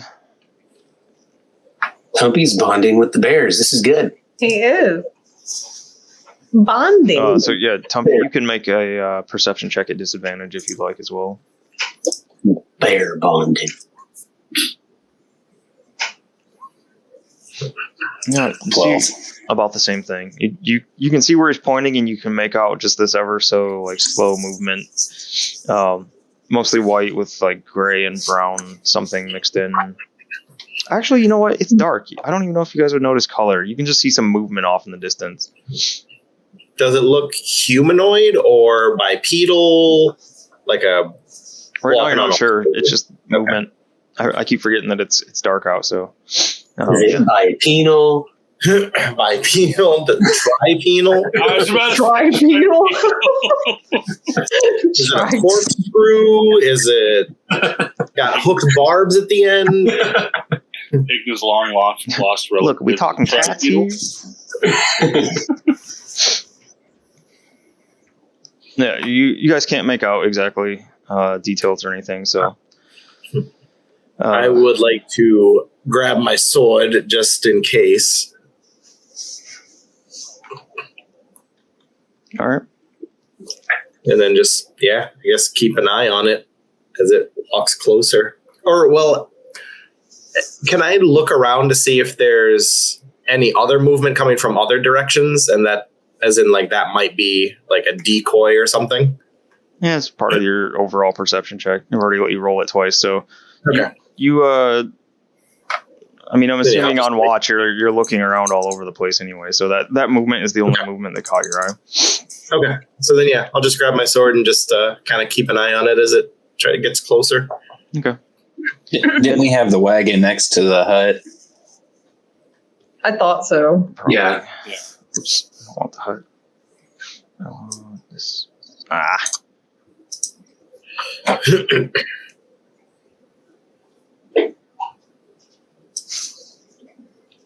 Are you wanting to stay there, Tumpy, or are you going back to I got it. Okay. So yeah, a few minutes go by. You guys kind of focus in watching on this. You can, Tumpy, you'll notice that Haagen-Dazs, his head perks up, and he's looking over in that direction. And As I got him in the headlock. yeah. He looks over this way as well, and then Ben Berry. Ben Berry gets his attention or interested by by Haagen-Dazs moving, and he looks over that way. You can hear some of the dogs start to get restless as they sense something out that way as well. I think that's all that would notice. Igna and Tumpy, you guys can see now that whatever's coming towards you appears to be like a medium-sized something that's walking up, right? I like to climb down from the. Actually, do either of you have dark vision? I do not. Tumpy? Yeah, 60 feet. Okay.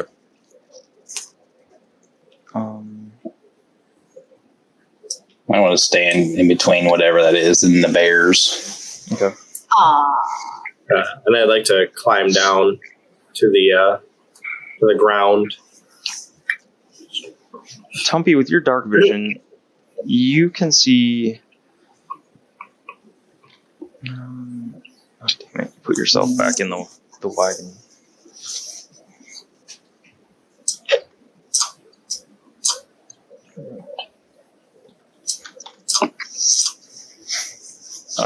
Shit. How long was your dark vision? 60. 10, 15, 25, 30. Okay. So it's probably working right.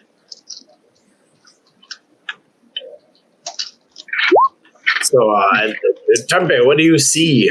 I'd like to ask him. I'm working on it.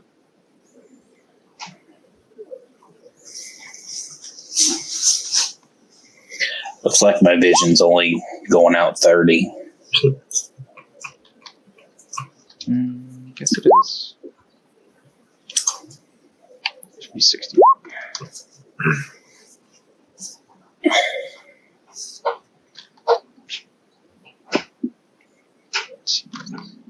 Yeah. All right. You see things. No.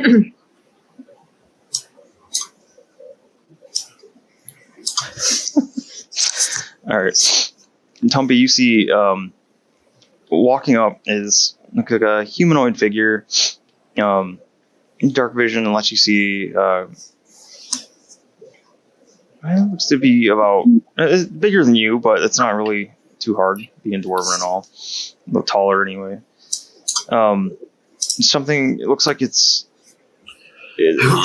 wrapped in furs, and that original movement that you saw, it looks like some kind of like fur or like floppy hat. You see, you can't really make out anything other than the wind blowing until you start hearing like the soft crunches of the snow coming forward. You can see in one hand this thing walking towards you looks to be carrying some kind of walking stick or staff. I think it might be titties for the wagon. Very excellent. Okay. Oh boy. Just delivered themselves to the wagon. Just start coming as soon as you name it. You know. They will come. Fucking fill the dreams. Kevin Costner approves.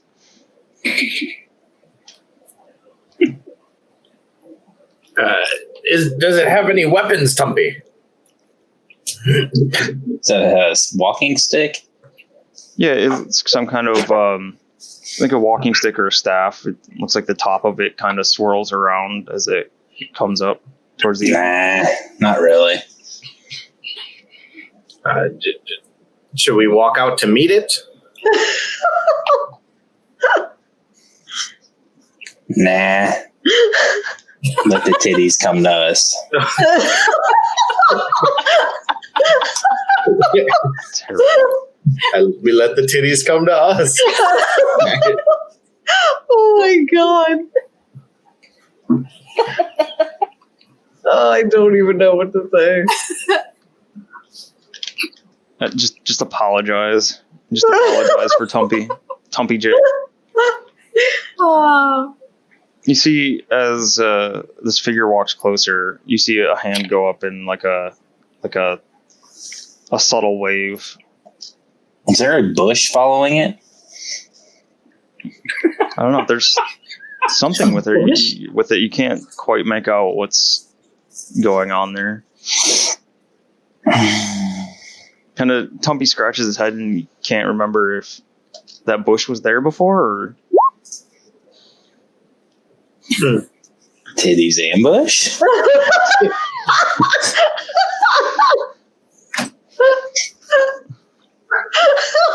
First time Tumpy actually waves to somebody. Yeah, and doesn't immediately murder. If the bush is introduced as Anne, run. As what? Oh no. Yeah, it's a bad joke. If the bush is introduced as Anne, James. run. Yep, had to do it. Minus one level for GU as well. No, I just got magic punches. You can't do this. No, not anymore. No more magic punches. All right. The figure out in the snow sees you wave back at it and it seems to take that as an invitation to continue coming forward. Does the thing that's out there have a light source? Nope.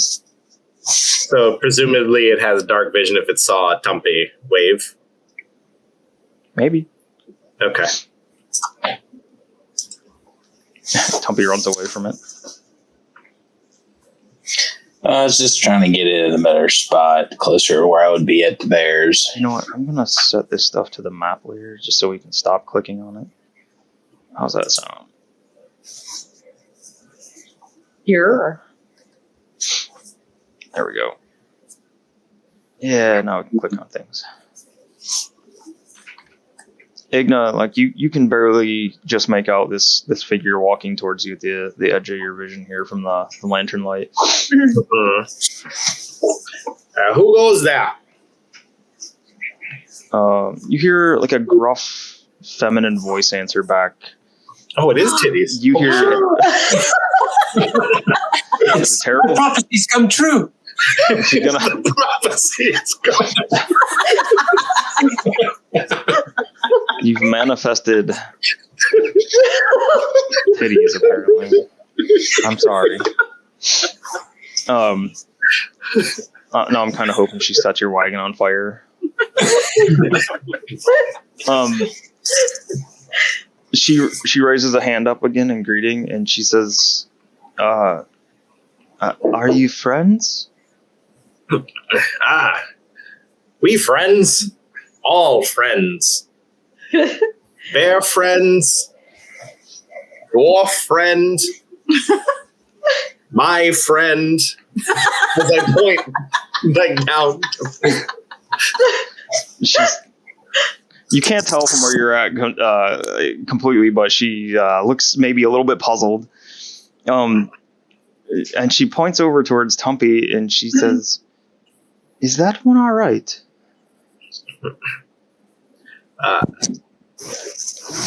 Me? I like to climb back up to the thing really quick and grab my shield of bonfire and bring it down here with us and go, you must be cold. Come join the heat source. She says, I need no heat source, but I am curious about one who wrestles polar bears. Question the sanity of one that does such things. You want to wrestle too? Takes another step forward. My God. She says, "No, I promise you would not like to wrestle me." She says, "What are you?" Can I try to like take a step closer to her with the light source? Mm-hmm. So presumably the fire would be on me. You would have some dim. I mean, it's like only a small fire that you're holding in a shield at the moment. So, Well, yeah. Do you require any rations or foods? How long have you been in this blizzard? it's not quite a blizzard just yet, but Well, snow. yeah, in the snow. She says, "This land is my home. I am always in it." She says, "I have food. Well, I don't have company very often, but I'm comfortable here." Interesting. If this is your land, question: have you? What did we get a description for Garrett? Yeah, you would have had a description for him. I'd like to give her the description of Garrett and say, like, hey, we're looking for a man. It Well, looks. More so, you would have had a description of like the whole party that he came with. Garrett was a rugged bearded man, tall, bushy beard. Yeah. So I'd like to looking for a man with a rugged beard, very, very bush heavy beard. Have you seen him? She says, you would understand that I am leery of meeting other people on the road, on the open tundra. I may have seen him from afar. Can't be sure it's who you're looking for. He was with a group of others. He had dogs and sleds loaded with equipment, if this was who you seek. Where was this? Can you point us in the direction? And she does. She like turns over her shoulder and points back. She says, "Towards the cairn. I believe they meant to climb the cairn." Why is she so weary of people out here? And what the hell just got closer to me? Is that a shrub? You see, it looks like some kind of bush with berries on it. Is that is that a walking bush tree? Are you asking her? Yes. So just don't mind my friend. It's my lone companion in my travels. Yeah, I'd go back to the original question then. Like, why is she so weary of people around? She says, most people don't treat the land properly. They come here. They come here only to hunt and kill and take from the land. They don't care what they do to it, or the consequences of their actions. And they also do not seem to care for the people here. I agree. Those people are dumb. Yes, dumb. She says, "What?" She says, "You're not a goblin. I have seen contraptions such as this before, almost always driven by goblins, and they do not treat their animals kindly." She says, I must be honest, I don't know what to make of you and your friends here." Oh, yeah, you're right. That's why we liberated these animals. Liberation. Is this why they are in reins? And she nods back towards the polar bears. No. We just haven't quite figured out the plan with how to handle them yet. So figured better to currently keep them on a shorter leash than possible death for us. But we mean them no harm, as you can see from my friend playing with the bear. And she just kind of like, she smirks when she looks over towards Tumpy, and she says, yes, I admit I've not seen polar bears seemingly play in this manner with another person. He has that effect on things. It's either he's not all there upstairs, or these animals have taken a liking to him. Very strange. Maybe both. I'd like to take a step back towards Tumpy and just whisper, "Should we tell the rest of the party?" Nah. I'll grab the big giant teeth of the polar bear and. So as she gets closer, can I now see what she looks like? Yeah. So she is like a tall, just like darkly tanned woman.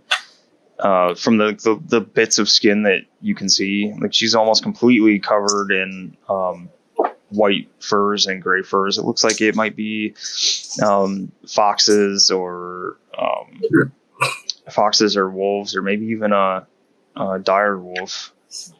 Do you have an image for her? Like a handout?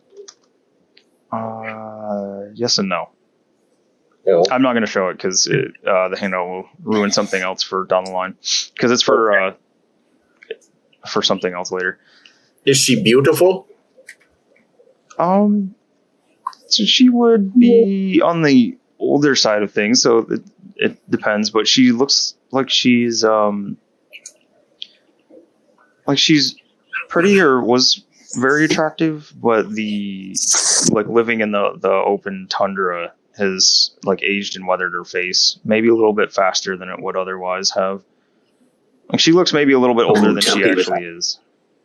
I guess. Would I know that is why she might look the way she is, or is it just like she just like, would I know that she's probably younger than she appears to be because of her time in the?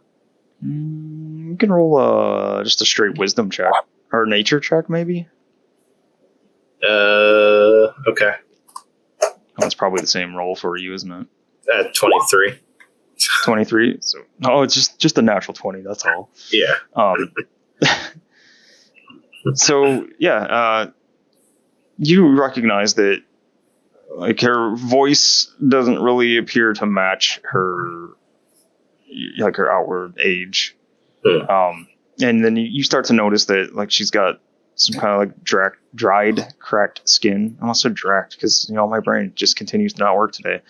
But yeah, she's like dry, cracked skin. And like I said, the spots that aren't covered, the spots that you can see, Yeah, I like to just kind of like mention to her, like, it looks like you've been out here a long time. She nods and she says, "Yes, I have. This is my home. I claim most of the lands around the cairn as my home." We apologize for our intrusion. We weren't informed prior to our travel that this was someone's property. Oh no, not property. You're not trespassing, so to say. I don't claim these as my own personal property. I live in the area. I respect those that respect the land and defend the land when I must. Well, we mean no harm to this vast land and would quickly leave as soon as we find our missing man to bring him back to his husband. What the fuck is that bush doing?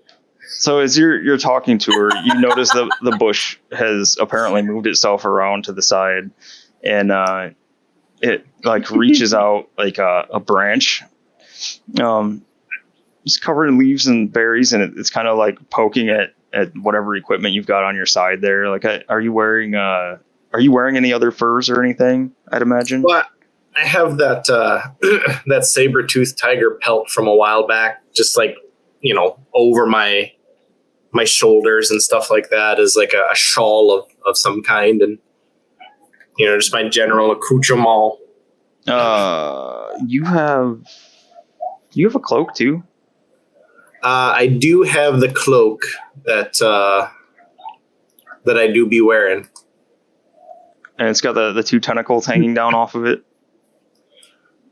Does it have tentacles on it? I don't really know. So. Is it the cloak of the Displacer Beast? It's just a cloak of displacement, not displacer. Yeah, so it actually has those hanging down off of it. Oh, does it? Like okay. on a hoodie where like the strings. Oh yeah, I literally just clicked on the picture and it does have the Displacer Beast tentacles. Yeah. So yeah, I guess it does. So you see the bush is like reaching out and it's like slapping around with a twig at those. And she says, "Oh, please excuse my friend. He's just curious."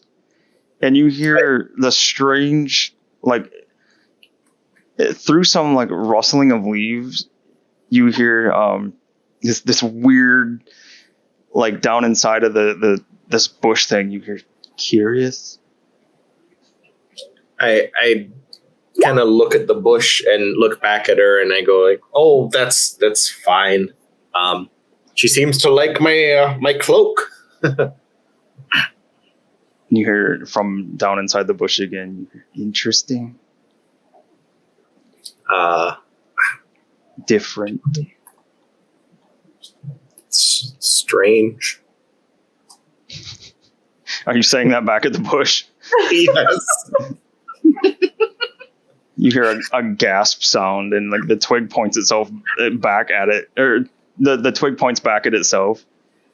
Me? Just in general. Yes. I'd like to, and it starts like walking its way around, you like poking at you, and you're like the cloak and your pelt that you're wearing. Question, because you said it's like it looks like a shrub, like a little shrub tree, right? Does it have any like fruits or flowers on it? And no if flowers, so, but there's little red berries all over it. Okay, are they like vibrant red, or are they like a saturated red, like they're almost dying, or are they like happy? Like, no, they look like they're like what would be like ripe. Okay. Oh, like the color so like ripe raspberries. I'd like to just kind of lean down and go, "I like the colors of your berries." So like a nice little compliment to it. Yeah. You have a strange feeling as you watch, like when you say that, is the bush seems to almost bow, and you hear, "Thank you." I've made friends with a bush. So I'd like to turn back to her and just go. We, as I said, we don't mean to intrude anywhere, and we mean no harm for this area. But is there anything like we should know about this area? Or the general area as to why it's perpetually dark out here, or like is something wrong, or are you just like wandering around for your nightly walk? No, I just patrol my lands. As for what's wrong, Oral, the curse of Oral, the Frostmaiden herself, has darkened the lands. I don't think I can stop her on my own, or I may have tried, but I feel it would be folly to try such things. She says, you have more friends back there, yes? Yeah, they're resting. A group of strong adventurers may be able to bring an end to the Frostmaiden's reign, to bring light back to the Icewind, to the Dale. I'd like to turn to Tumpy. Maybe we should wake the party now. This is like a Homer, like whispering secrets. Yeah, like I'm trying to be like discreet, but like she's directly in front of me, so Yeah. Blatantly sees and hears what I'm saying. Hey, you guys. Tumpy goes full sloth. Do we hear it at all through the... I'm not saying it's soundproof, but they're a good distance away, and probably the wind's howling. See. Question. I forget. With the tiny hut, nothing can enter it that wasn't already there when it went up, right? Right. Okay. I could kind of tell her, like, here, come. Unfortunately, due to the dome, you can't enter into it, but we can at least get closer, and you can talk to the rest of the group if you'd like. And bring the shrub, too.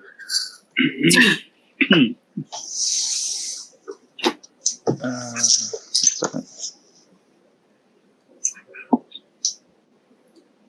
Yeah, so you can see out of the hut, but I don't think you'd be able to hear through. Yeah.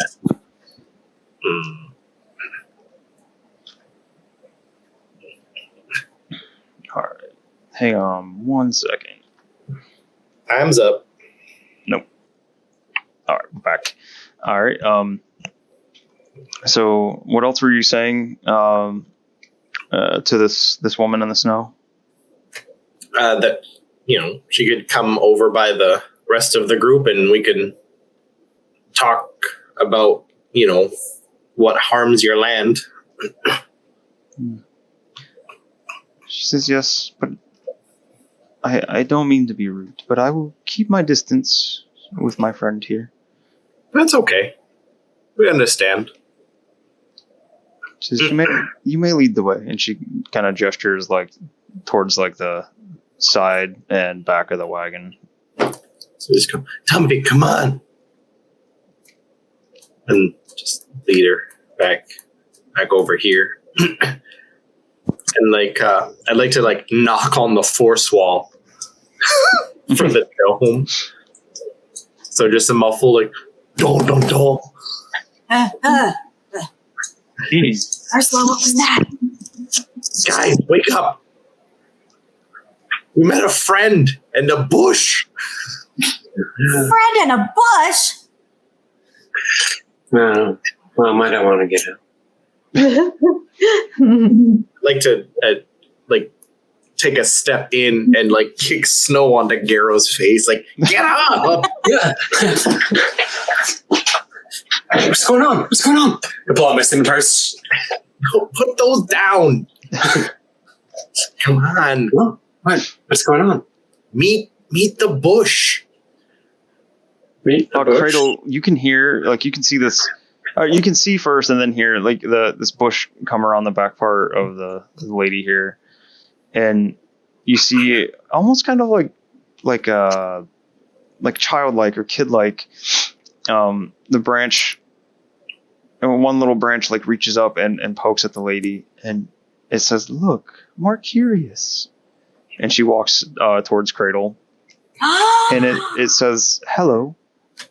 Hi. I'd kind of turn to everyone and go like, "Be careful. She's a little skittish, but really nice." I haven't seen any flowers or berries in forever. May I pet you? Pet? And she says, "Just be gentle with him. Don't make him lose his berries." Oh, no. And I'll just gently tickle a leaf. You get the sense that it, like if you were to like pet a dog, how a dog seems to like it. It likes it.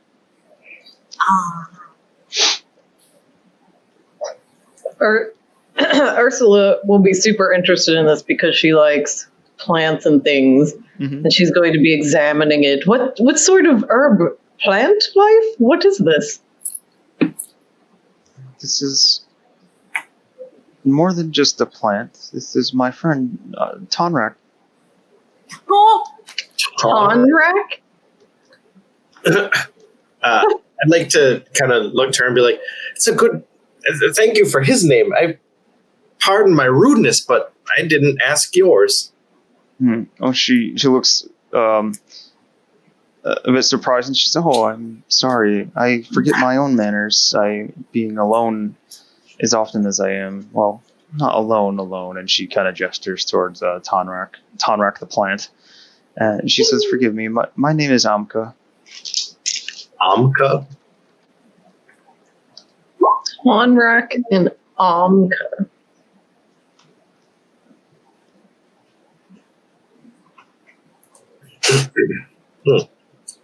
My name is Inga. Most people, and then I'll shake the leaf of Tonrak and go, I'm Cradle. I'll poke my head over Cradle. I'm Garo. She gestures towards you. noticing that GU hasn't said anything, I donk his little metal head and go like, "Introduce yourself."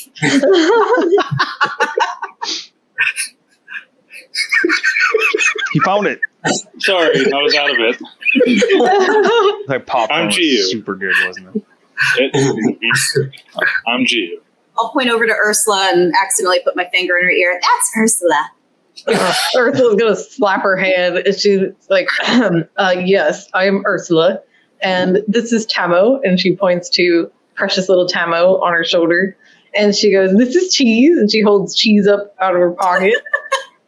And this is Cow, and she holds up the skull in her other hand. Oh, so that's interesting. What is Tamo considered? A pseudo dragon? Well, I mean, I know he's a pseudo dragon, but I forget. Are they considered beasts, or are they aberrations, or? If they're a familiar, I'm thinking it may be. It says he's considered Fey, Fiend, or Celestial. So, Probably Fey, okay. maybe. A wild creature. It says it's the thing in D&D Beyond. It says classified as a tiny dragon. Except But I think since it's a familiar, it would probably be Fey. Oh, When I look at it as the familiar variant, it says a tiny Fey, Fiend, or Celestial. I think it depends on maybe which type of warlock you are, perhaps. So probably, I would let you That's kinda decide cool. whether it was Fey, Fiend, or warlock, or celestial. I think you would probably be Fey, most Okay. likely. So Amka, when she sees you introduce your little menagerie of pets here, like her eyes like light up, and she says, "Oh my, you're a friend of animals?" I run inside and I grab Boy. I bring him out. Yeah, and this is Boy. You're And then, holding like, this big ass dog that just looks super uncomfortable. And it's just like floppy hanging there while you hold it. Just Yeah. it's giving Amka like the sad dog eyes. Like, please hold me. Gives great kisses. And I put him down. Go give her kisses. Go give her kisses, Boy. Would you like to know the names of all of our dogs? And she follows your glance over to the wagon, and she can see the other dogs like looking out from under the wagon at you. And she says, I don't want to be rude, but it's not necessary to know all their names. If you feel like you must, you can tell me. It's necessary to know all animals' names. Cradle, sing the song. I'll start strumming my bouzouki. Brian. No, come Am I on. really man. going to do this to the viewers? I don't Sure. want to You- them. Are you going to? I Are you don't want to. I don't want Or to. you can roll for performance. And I'll start pointing to each one while I'm strumming. Huh? This would be better if you actually knew their names, Garo. Yeah, Garen, what's their names? So Where's yeah, the for, list? Huh? Where's the list? What, the song? The list of the names. I can't remember all those. Shame on you. so Garo, roll a performance check. As you just for some reason when you're talking about the dog names, you bust out your instrument and start playing shit. Well, she has a song for it. So she was supposed to be playing, and she's supposed to start busting out the song. Well, I mean, this lady Amka doesn't really know like why you've busted this out and started playing. Cradle was just like zipped up and went silent. She didn't say anything. Yeah. She just broke into music. All right. So she looks at you surprised at like the sudden music, but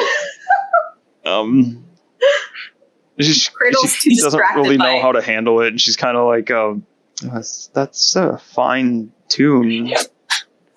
It starts with Boy. This is Bushin. This is Barfin. This is Bread and Beard and beer. This one over here. This. You're going through and trying to remember it, but you're speaking. Yeah, I'm messing up the names. I'm not doing the names right. Stormy and Tampoon and Hookerfoot and Rime. Andy. Little Andy. And this is little Andy. I'll end with that. And I'll pick up the dog and be like, so cute. She looks all. It's just kind of like she's not really sure what she just witnessed. Like, the music was good, sure, but like, what the hell was that? What was the reason for all that? But she goes, "Those are all fine names. Your animals look really well cared for too. I appreciate that. There's not enough people that properly respect other things here." And she says, your other questions, things you should be worried about or be wary of at the least. She says, this area, very well known for yetis that roam around. You all right? Yeti spaghetti. Are we supposed to respect the Yetis? She says, I promise you the yetis will not respect you. They are more than simple animals. They seem to have a meanness of their own. She says, don't worry, you would have my blessing to defend yourself against the yetis, but against the more natural wildlife, I would ask for you to be respectful and be kind, to help anything that might need help, or to at least leave things be. We smashed some goblins earlier. Is that okay? And she gets this snarl and she spits on the ground and she says, the less of the filthy things around, the better. They respect nothing. Oh my. Oh, yes, then my plan for Yeti spaghetti is on. Did you say this out loud? Yes. Yeti spaghetti. Oh, yes, it will be a delicious dish. I've never decided to try one. if you see me again, just tell me how it turns out. Should you make this meal? Oh, I'll bring you some. I plan to like kind of dry it and condense it, so you can put it in a bowl, add water, and voila, Yeti spaghetti. Interesting. And she says, the other threats, the goblins, as you well know, they have a stronghold. So I'm not exactly sure. I think it's a ways beyond my area that I call home here. She says, but I do know that there is a stronghold for them. She says, if you see a shadow in the times of light fly overhead, I would recommend strongly that you take cover. The great white dragons of the north are known to roam here. Can you go and put all of that you just said in the chat for later? White dragons and yetis. Go and pin that in the Discord for me. It's not a lot to remember. White dragons, yetis. This is why you take notes, There's right? a goblin stronghold I'm somewhere. taking notes now. Don't worry. Me too. I peek over at Cal. I'm like, Cal, would you be able to help us with the white dragons? Help you? I'm a floating fucking head. What am I supposed to do? Keep them from eating us? Ha! Like if it comes to that one over there, and she gestures towards Tumpy, and she says, I'd just as soon sit back and watch. Fair enough.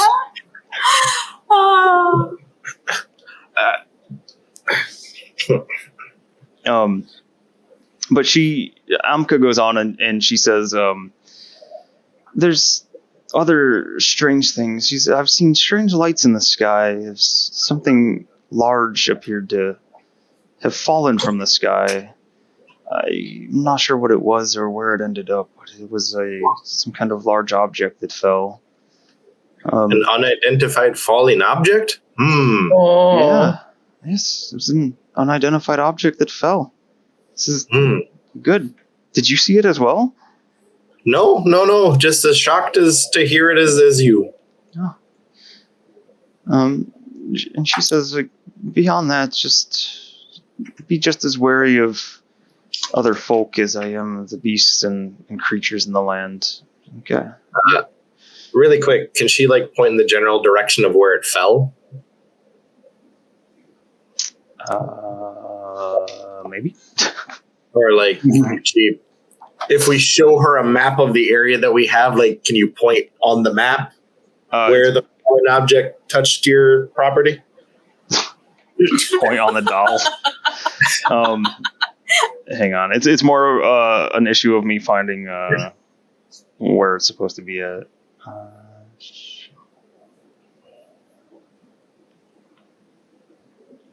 Oh no, Tumpy, what are you doing? Ran to Cal and I got worried.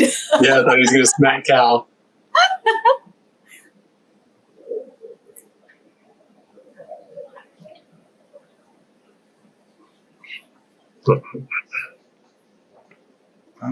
There's one specific thing I'm looking for.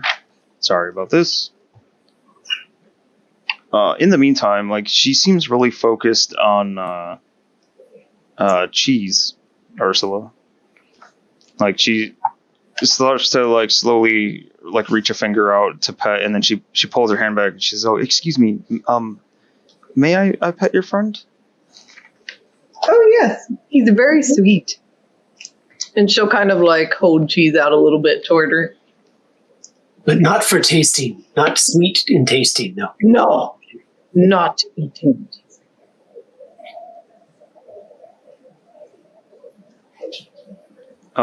She seems like really like taken in by cheese, and she says, this is excellent." And she says, "Here, I have something to show you as well. Please do not be surprised. Yeah, and in fact, I mean no harm. This might surprise some of you, so I'm going to step back." And she steps back, and you see in just like a blink of an eye, Amka disappears, and you see a little, slightly bigger version of Cheese on the ground in front of you. It like this new Cheese where Amka was bounces around in a little circle and rolls around on the snow, and then poofs back up into Amka form. Oh my gosh, that is amazing. That was a She good says, trick. I've seen other things like him, but they're a bit. And she like looks like more closely at Cheese, and she's looking him over. She's they're a bit bigger, mayhap, but very similar shape. I believe we call them ermines here. Ermines? Yeah. Ursula's gonna write this down in her notebook. The hell is an How do you spell that? Ermine. They're a real creature, Matt. Ermines. What the hell is this thing? They're cute. Super cute. Like weasels. Little weasels. Aw, it is kind of cute. Jake. I love them. The No, baby. not bear snack. Ursula thinks this is the best thing in the world and makes note of it to keep an eye out for possible ermines. Man, I cannot find where this is supposed to be. Please hold. I like their tiny little stubby ears. They cute. They so cute. While Andy's doing that, Cradle's going to shuffle her moon cards. Is she going to do a reading for, what's her name, Amka? Should I do it for the shrub or for Amka? Amka? Amka. Or the shrub, I guess. Maybe both. Shrub.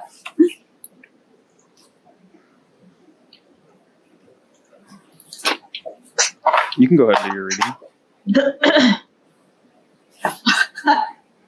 It's the ancestor card. Hold on.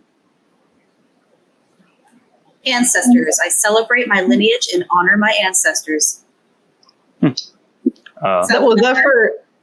That was for Is it Amka, for- right? I don't know. It's kind of both. I wasn't really. So one of them. That seems fitting. I mean, if they're ancestors reading- are our allies near and far, and we always turn to them for guidance and understanding. Celebrate where you are from and honor your legacy. That Wow. sounds like her. Exactly her. Yeah. Yeah.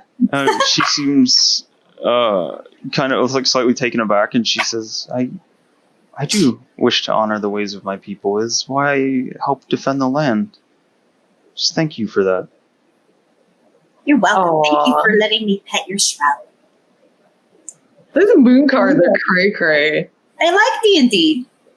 They do. Darrow's getting all excited from all this animal stuff, and he reaches into his bag and goes, "Have you ever seen one of these before?" And he pulls out a tan bag, and he reaches inside and pulls out this furry ball.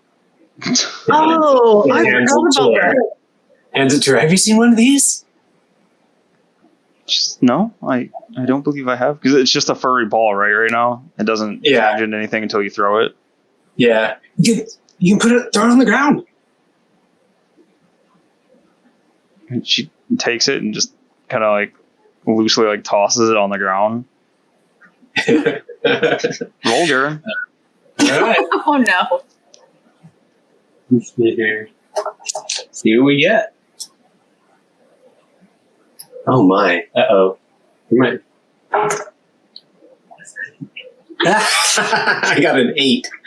Which the ball starts to grow and expand, and then you see like a paw come out of it and ears form on it, and all of a sudden this huge tiger stretches out. Tiger appears.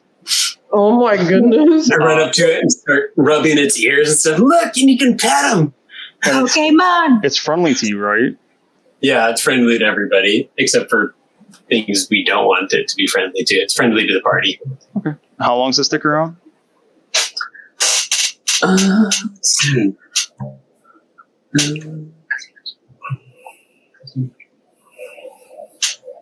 wonder if I can. I don't think I can pop it up there. Oh, display it. Ta-da! Oh, that did not format well. No. Is this when you don't feel like reading anything? You throw it to me to read? Oh, I just put it up so everybody else could, if they wanted to read it, because I was trying to scan it for the duration. You could have a giant weasel. Oh, it vanishes at the next dawn. Yeah. Okay. So we have a big tiger for the night. Hooray! Cool. So you guys are here. Oh, duh. I should look at the map first. I'm all like looking around in the text trying to find where it says, and it's like clearly labeled on the map. So where you guys are at, by the way, like to answer your question about where the thing fell into the sky, she points like southwest, and she says the thing crashed into the spine of the world down that way. And The spine of the world? it's the name of the mountain range. You would know that. Okay. Igno would know that. It's like the giant mountain range that Okay. kind of separates 10 towns out from everything south of it. And you guys had to come through the 10 trail, cuts in through the spine of the world mountains. Yeah. Does she have a general vicinity on where, or just somewhere over there? No, she's. Okay. I don't know exactly where it landed. I just watched it seem to struggle in the air and descend rapidly. Question: how far or how long ago was this?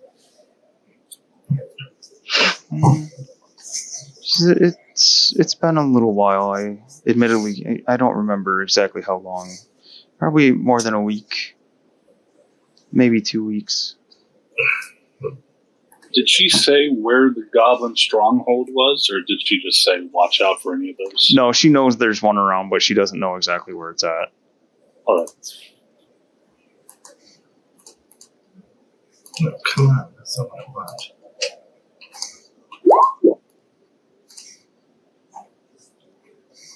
Oh God.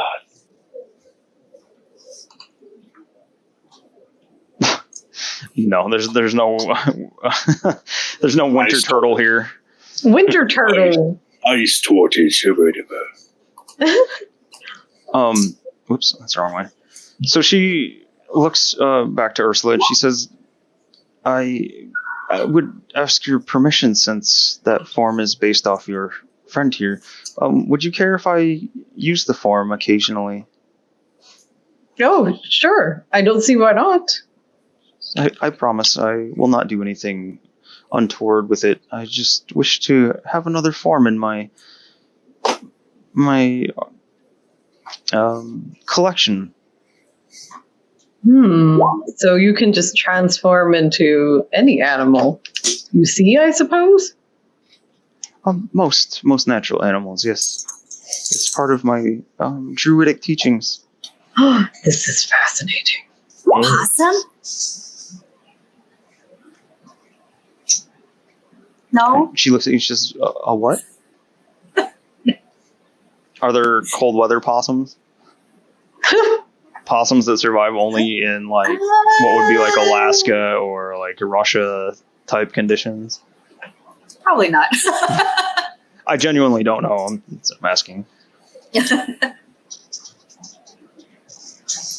Now I'm curious. I'm looking up snow possums. Thanks. I mean, it's D&D. Such a thing could exist, but I don't know if it actually exists.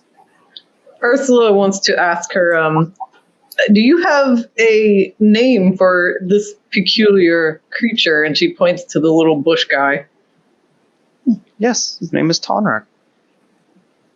Is that his species, or No, that is his name. do you know what his species is? Is it something you can change into? No, I cannot change into like plant-based things. It's pretty limited to just natural beasts, natural animals. I see. She draws. How do you say his name? Tonrak? Yep. Tonrak. I hope. She draws. Sorry if I slaughtered that name.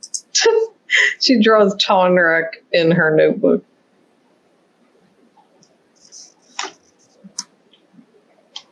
Cradle leans over to see what she's drawing, nose whistling. Ursula takes the end of her pencil and sticks it in her nose. Excuse me, and like moves her aside. Is there a booger on it now? I hope not. Roll for booger. No. Roll for booger. On your fence. Even's a booger. What? Even as a booger. Are She you asked serious? for it. She stuck Do it you in your really want face. me to do this? It's a 17. No booger. Yeah. It's just dangling out of my nose. So cool. Amka seems amused by this exchange between you two. Forgive me, I've forgotten your names already. I'm not very good at remembering names, but the pink and the black one, you seem to have an amusing relationship with one another. I She's my suppose. best friend. I see. Well, I guess that's what it is.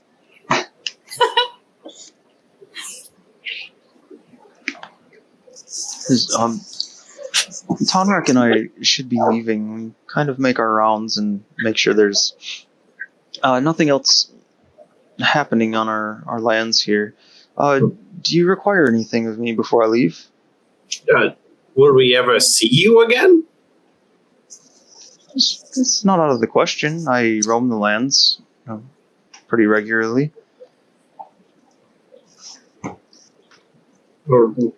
Okay. I want to ask her what they're like. She's had experience with Yetis and white dragons, right? If you're asking her if she has, she says would rather experience them both from afar.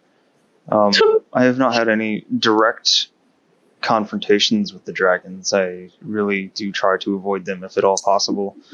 I've been lucky so far in that I have been able to avoid them. Yetis, on the other hand, yes, I've run into them numerous times. They're pretty regularly found throughout Icewind. Do you have any sort of specific methods of dealing with them? Quickly is like her immediate answer. Okay. They're best dealt with quickly, efficiently. If you're trying to discern like game weaknesses, let me see. Yeah, sort of that along those Yeah, lines. is there anything we can do to ward off the dragons, or that's what I'm afraid of? As I'm purring and petting a big tiger. In regards to the Yeti, she says that the beasts seem greatly offended by fire. Makes sense. The dragons as well? Says I'm not sure, but I would imagine that the dragons are not scared of many things at all. They might be afraid of my friend GU over here. He's pretty scary. She just kind of laughs. Shh, no bark. While he's knitting. GU asks if Tonrak ever gets cold or anything. He peeks around the side and he says, "No, comfortable actually." Huh. All right. Comfortable bush. So you don't need a scarf. Just wanted to check. Bush with the scarf. That'd be pretty cute. Would it really be a scarf, or would it just be tinsel made for the bush? Probably just look like someone littered. Tonrak, would this be impolite, but can I try one of your berries? He reaches out a twig Uh-oh. and waits to see what you do. I go, I can take one? Yes. I reach out. Cradle's glaring at you. Amka says, "No, I think he would like for you to hold your hand flat." Oh, And when he reaches his like branch out towards you, he shakes it a little bit, and you like 2 or 3 little the red berries fall off. And he says, "Please enjoy." Thank you. Is there anything I can give you in return? Do you like jerky or booze?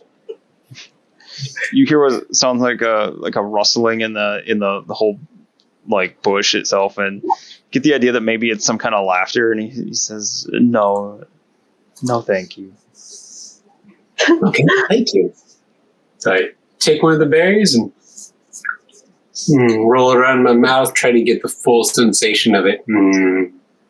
If you better be rolling it around in your mouth the way that I think you are.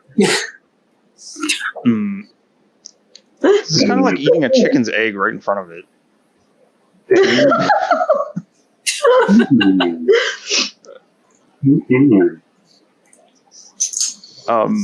So you're not. Never mind. It tastes good. It's not poisoned or anything, as far as you can tell, and seems nice. Cool, I'll keep those for later. Put them in with my jerky. Maybe I'll make some good seasoning for my jerky. Would you require anything else? I think that may be it. Yeah. Does anybody else have anything? No, I guess not. I didn't hear her talk about the what was that? The Frostmaiden? She just said that the Frostmaiden was responsible for like the current state of the Dale with the lack of sunlight. All right. And that she's pretty sure that the Frostmaiden is like beyond her capabilities to take on.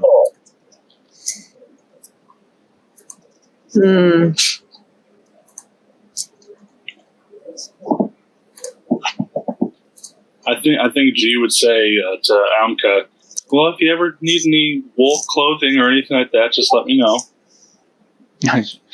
She laughs and she says, "Thank you. I think I am fine in my furs." Oh, thank you. A generous thought. Thank you, though. Well, perhaps our paths will.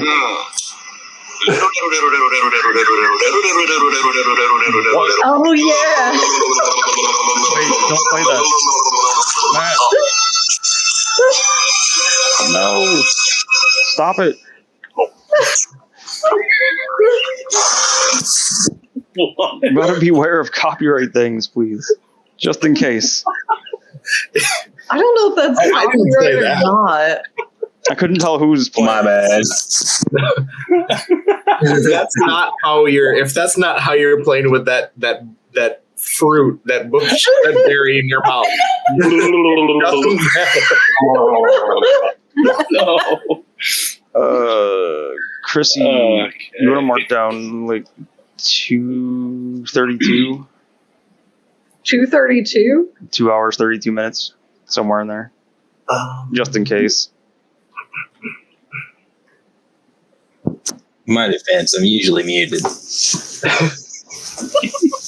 You're usually muted, so like, did you mean for that to play, or are you watching something? I was watching the YouTube link I received, Yeah. and I was like, yes, that is correct. Exactly how he was doing it. Yes, that is true. Yeah, we just got to be careful for the copyright I thing. don't think that would be a copyright. I'll look it up. I'm new at this. I'm not really sure what would count against it, what wouldn't. I'm fairly positive that would be public domain because it was like it's been hosted. It's a meme at this point. Yeah. All right. So maybe we don't have to cut it out, but just in case. I'll look it up. I guess we'll leave it, and then if it does get struck, well, we can edit it out. You can always take it out. Yeah. So. My God. Oh man, my tiger can't go back into the dome with me. No, you summoned a tiger while we're freezing the cold, an animal that's not used to the Wait a cold. second. Good job. Wait, but if the maker of the dome walks out, the dome disappears. So you can just ritual cast it with the tiger inside this time. Hey. Then who are you kicking out, boy? Well, hold on. We only have like 7 people in there. And Cheese, and Boy, Oh yeah, and Tamo. Okay, hold on. I gotta count. 1, 2, 3, 4, 5, 6. I'm asleep with the polar bears. Yeah, these are the polar bears. And wasn't Igna on the cart Oh, too, yeah. or was it just? I was on the cart when it was Igna cast. and Tumpy were on the wagon. Wait, how big's the tiger though? Is it medium? Pretty sure a tiger's medium. Yeah. I have to look up tiger. Large. Justin. Tigers are large? Large tiger. Really? I was Damn. thinking medium too. I thought a tiger was a medium. All right. Well, if we can't fit everybody, the tiger can sleep in the wagon. What the Or sleep with Tumpy and the bears. Tiger can sleep with Tumpy and the bears. How cool is that? Sleep with polar bears and a tiger. Now, see, that sounds like a band. Tumpy and the Bears. And tiger. And tiger. Tumpy and the bears. Tumpys and tigers and bears. Oh my.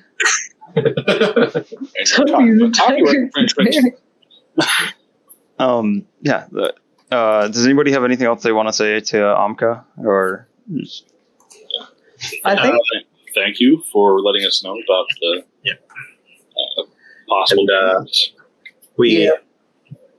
we hope to, or we hope we don't, do anything that would anger or disrespect you or the land in any way, and we'll try to be good adventurers. she says, I would greatly appreciate that. Thank you. And perhaps we'll meet again on our travels through here. And if you need any help, just ask us. That's what we're here for. I will remember this. Uh, It was nice to We're meet sure all of you'll you. find a way to find us.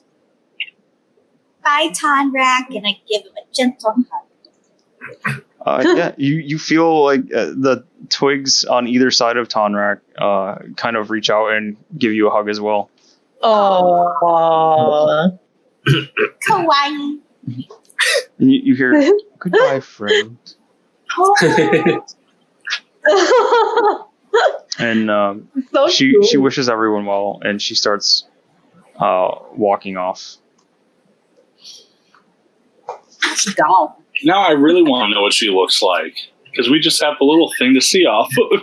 Damn it! Could you blow up the token so we could at least see I mean, her you can face? zoom in on it, but I don't know. Yeah, you could do. How can we How can we zoom in?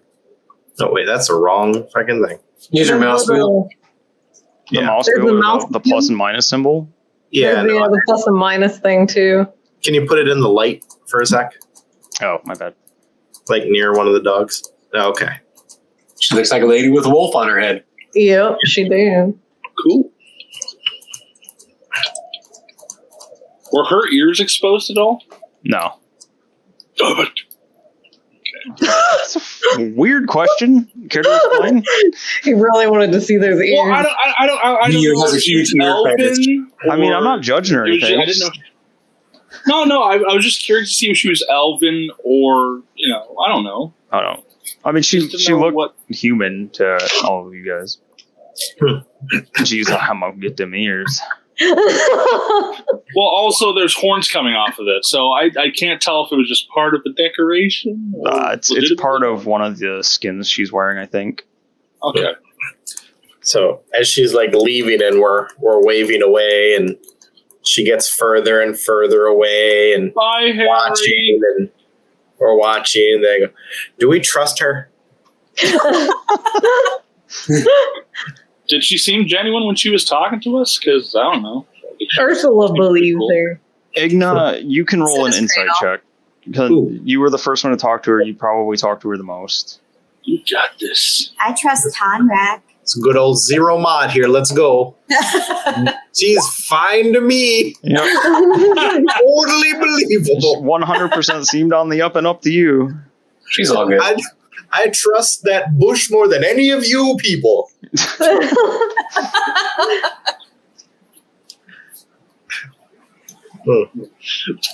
Mhm. I trust that bush more than any of you people is a good line. Best quote. In Episode history. title: a woman and her trustworthy bush. A woman and her trustworthy bush. That might not be so confused. Never mind. Fair weather bush. If we lost the redneck viewers, that costs us the women vote. You may have lost that when you said the titties are coming to us. They will come. Oh. Let the titties come to us. Oh my gosh. My deepest apologies for Jakob. Question, Andy. How long into the watch was that before It she was showed up? fairly short before. Okay. Not much time had passed. Right. It was you pretty get much as some soon as everybody influence, settled down, like to get ready, like to It go to happened. bed or whatever. Yeah. Yeah, she was just Great. making her way through. That was a fun random encounter. Yeah. Yeah. So, I thought that was going to go totally differently. I It thought that was going to be some different. absolutely could have. I think that's why there's something like that on the encounter table. Oh, yeah. I guess we go back to Reston and then figure out how to go about the day in the morning. And we'll do shifts. Yeah, we'll do shifts. I guess we'll go back to bed. Let us know when your shift's up. Yep, I'm gonna back. I start to climb back my way up the wall wagon. Yeah, Garo, you're recasting the tiny hut. Yeah. Yep. I'll be walking around with my bead in a circle. I imagine that he's like the bead is on the ground and he's doing the little cat thing of just like just Facing it around. Batting it around. and in then a all of a circle. sudden this dome just pops up out of nowhere. That's Hey, what Andy, happens. Andy, if one of our characters stayed out for the night just to sleep next to the tiger, would that cost us any health at all, or is it pretty common? Exposure and exhaustion, probably. Exhaustion is awful. Never mind. But you know what? When it comes to my watch, I'll come outside and hang out with the big cat and kind of give scritches on the side and whatever. Yeah, it's super cool. So in I'll hopes say of hearing the big purr. the rest of the night goes fine. Like you guys can just have this one. Just she was the random encounter here. I curl up next to GU so he can hear it on my big purr. You're surrounded by big purrs. Lots of big birds. G's God. first nickname. Ursula didn't have a dream this time. No, but you do feel a creeping headache as you're going to sleep. You notice that it's kind of that same headache you had before when you first came across the goblins. That it hasn't really gone away, and you feel like the more you travel, the worse it's getting. Okay. Is your head gonna explode and a smaller head pop out of it? Like it's kind of like a xenomorph, but of Oh my god. dragonborn. I have no idea. But that would be sort of amazing. That would be awesome. Her head explodes and two more pop out of it. She becomes a multi-headed dragon. It's like her and Scylla talking back and forth to each other. I like this character. Like a dragonborn Etten. Dragonborn. All right. So, yeah. You guys wake up to the morning. Whoops. The morning light, and yeah. Would you like to continue on towards the cairn? To the Karen! Yes. The cairn. Kelvin's cairn. Kelvin's Kelvin's cairn. Kelvin's What's a cairn. Karen? We don't want to see a Karen. That'd be awful. She's like, "Can I speak to the Frostmaiden's manager?" I am the manager. Retreat! So we've got we've gotten the like rednecks. We've gotten rid of them. We've gotten rid of female viewers, and now any Karens that may have been watching our little D&D show are all gone. Unless they have a good sense of humor, be like, "Hey, my name's Karen." I'm nothing like that.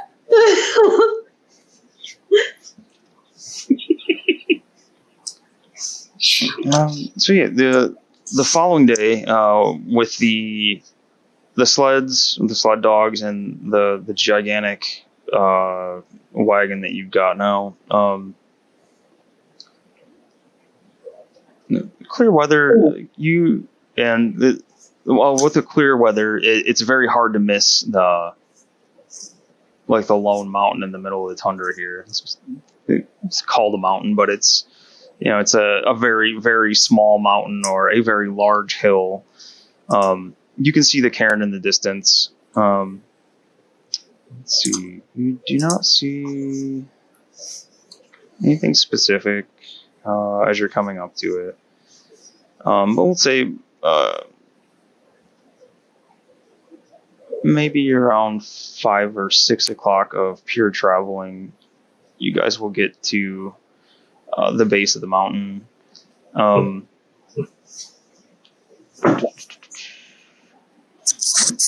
One second here to look. My God.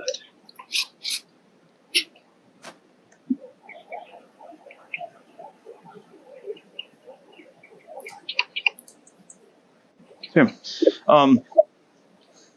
You are coming up to the wider base of Kelvin's Cairn here. You can see what looks like multiple possible pathways up the cairn.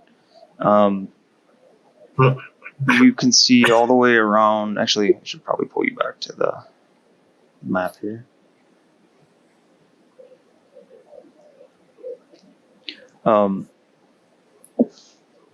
You can see from where you're at. You passed a little while ago what looks like the opposite end of the canyon or valley that you guys came up to before. It's now behind you on the would be on your left or the west side of you, like southwest. Is that canyon valley thing? You see the mountain of Kelvin's Cairn before you. Like I said, you can see multiple pathways up before it. You can somebody can roll. So Tumpy or Garen, one of you can roll survival to see if you can see any tracks here. Go ahead. Okay.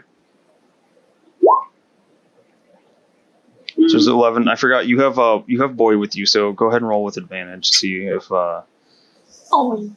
Boy can lead you there. You see, boy? Who's a good? Oh, you see something? I see. Yeah. So Cradle tries to let Boy have a whiff of Garrett's clothing again, and Boy sniffs around and immediately barks and starts running in one direction. Just a very short trip. You can see 2 tents pitched in the snow near an icy outcropping that acts as a natural windbreaker. Between the tents is an overturned sled. Still harnessed to the sled are 5 howling dogs. Oh. More dogs. And as I'm assuming the wagon comes up to this area first, this little camp area. Ursula, as you near this base camp area, your head is just starting to throb.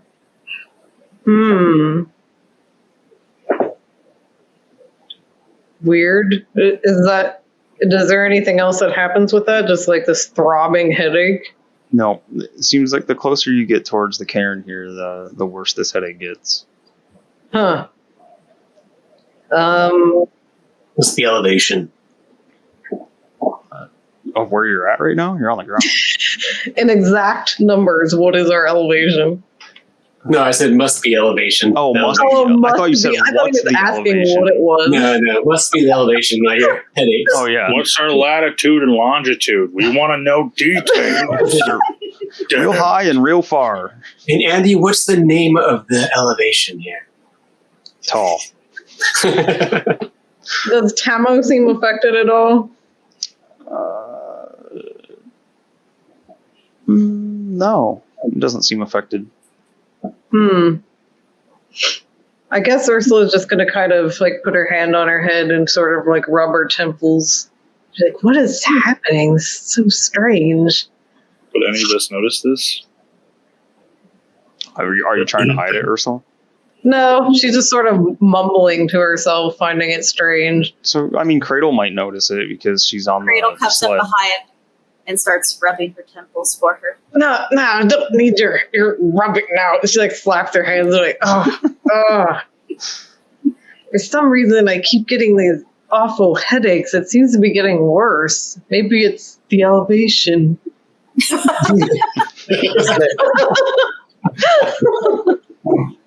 Could the cairn be an egg of your patron? Egg. Igno Hmm. would know that Kelvin's cairn has, like, as far as you know, I guess, no. Well, you know, fuck it, roll history. Okay, roll history. Oh, this good old zero mod. Here we go. It's exactly that. It may just well be an egg to some great old patron. Wow, that's awesome. Tumpy can roll history with advantage for his dwarven heritage. Oh. Tumpy off camera here, like a penis. Actually, Andy.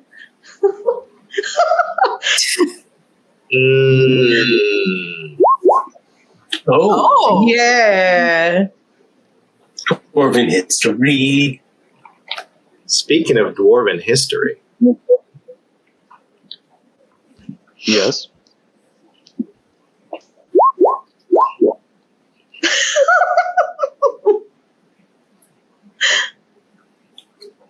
what does Tumpy Yeah, say? what do does your Tumpy special know? eyes see? Well, did you have something?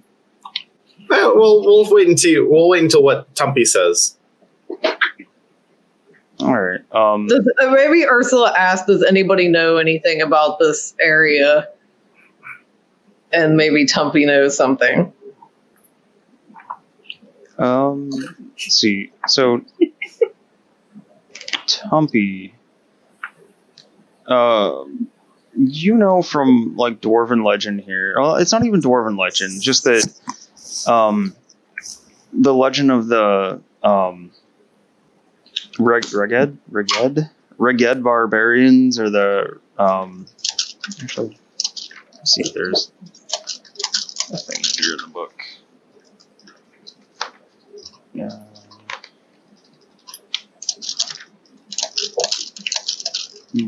There's not. The barbarians in the area,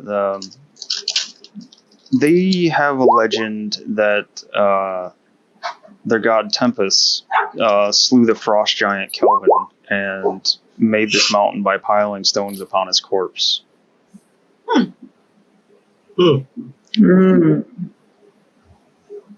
I'll relay that information. And that's just the legend. You don't know that was like the actuality here, but something that's been like passed down for generations. That's a horrible name for a giant. As Kelvin. Kelvin the giant. Kelvin as the big Tumpy red says giant. that, I go, yeah, I feel like I've heard that legend before too. I don't know And what that I just stare off into the distance as I say it, and then I just come back to normal. So, Ursula, for your question, Ursula would know that warlock powers are generally siphoned off of some greater being somehow. Like they're usually right. siphoned off from or granted by something bigger. But does she know that's like what's happened to her? Or, did she think it was something she developed on her own? Or did something happen to make, so she would know for certain something of greater power is giving her power? I think that's up to you. Like that would be part of your character, right? Okay, I didn't know if that was part of what you were doing or not. No, like I'll leave that up to you on whether Ursula knows or doesn't know. Okay, then we'll just say that she would suspect that something has given, like, because something gave her Tamo. Like, we'll say she knows that something happened, but Mhm. doesn't know who it is. Then I guess. Okay. All right. So you guys can see the what looks like the overturned tents, or the tents with an overturned sled. It looks like the sled had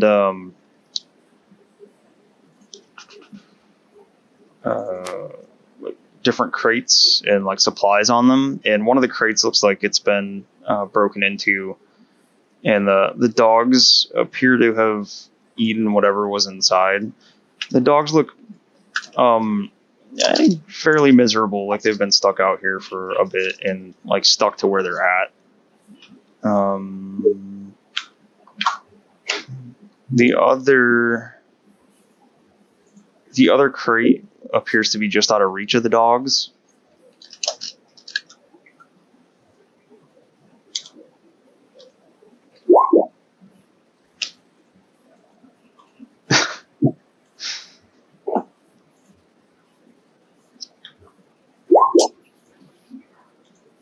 Then,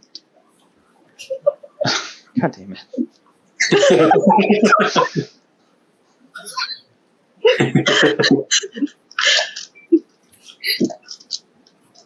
So actually, yeah, you guys have come to what looks like some kind of encampment here with the dogs left behind. Poor dogs. Well, looks like we've got some more dogs to handle. We have so many dogs. Well, now we can attach them to the other sled. They will need names. How many dogs were there? 5. 5. Boy would have been the 6th person of the team. You get the idea that Boy would have been the 6th person or 6th dog on the team. Is there any markings on the box that they have broken into? No, it doesn't look like there's any markings there. Any remnants of anything left over at all? Make a perception check. Okay. Perception. You said there's Dirty 20. Okay. You said there's 5 dogs? 5 dogs, yep. So scattered around the crates is like bits of different foods or rations. It looks like it looks like they might have been out of the reach, or like what they got tossed about, like just out of the dog's reach. Yeah, some kind of rations, some kind of food, like dried meat maybe, or like pieces of jerky. Jerky? Well, and I think we'll actually wrap up this session there, and we can do the climb up the cairn on the next one. That sounds good, everybody. Okay. All right, we got more dogs to name. Mo dogs. Modo. More dogs. You have found some kind of encampment here. You had a nice run-in with some kind of winter druid. We chatted with a bush. Yeah. You got to chat with an awakened bush. All right. So with that, thanks everybody for watching. We appreciate it, and if you liked it, we'd ask that you please like, comment, subscribe, tell us what you liked about it, or if you're surprised, especially with Tumpy being here, if that encounter went how you thought it would, or if you thought it would go a violently different way.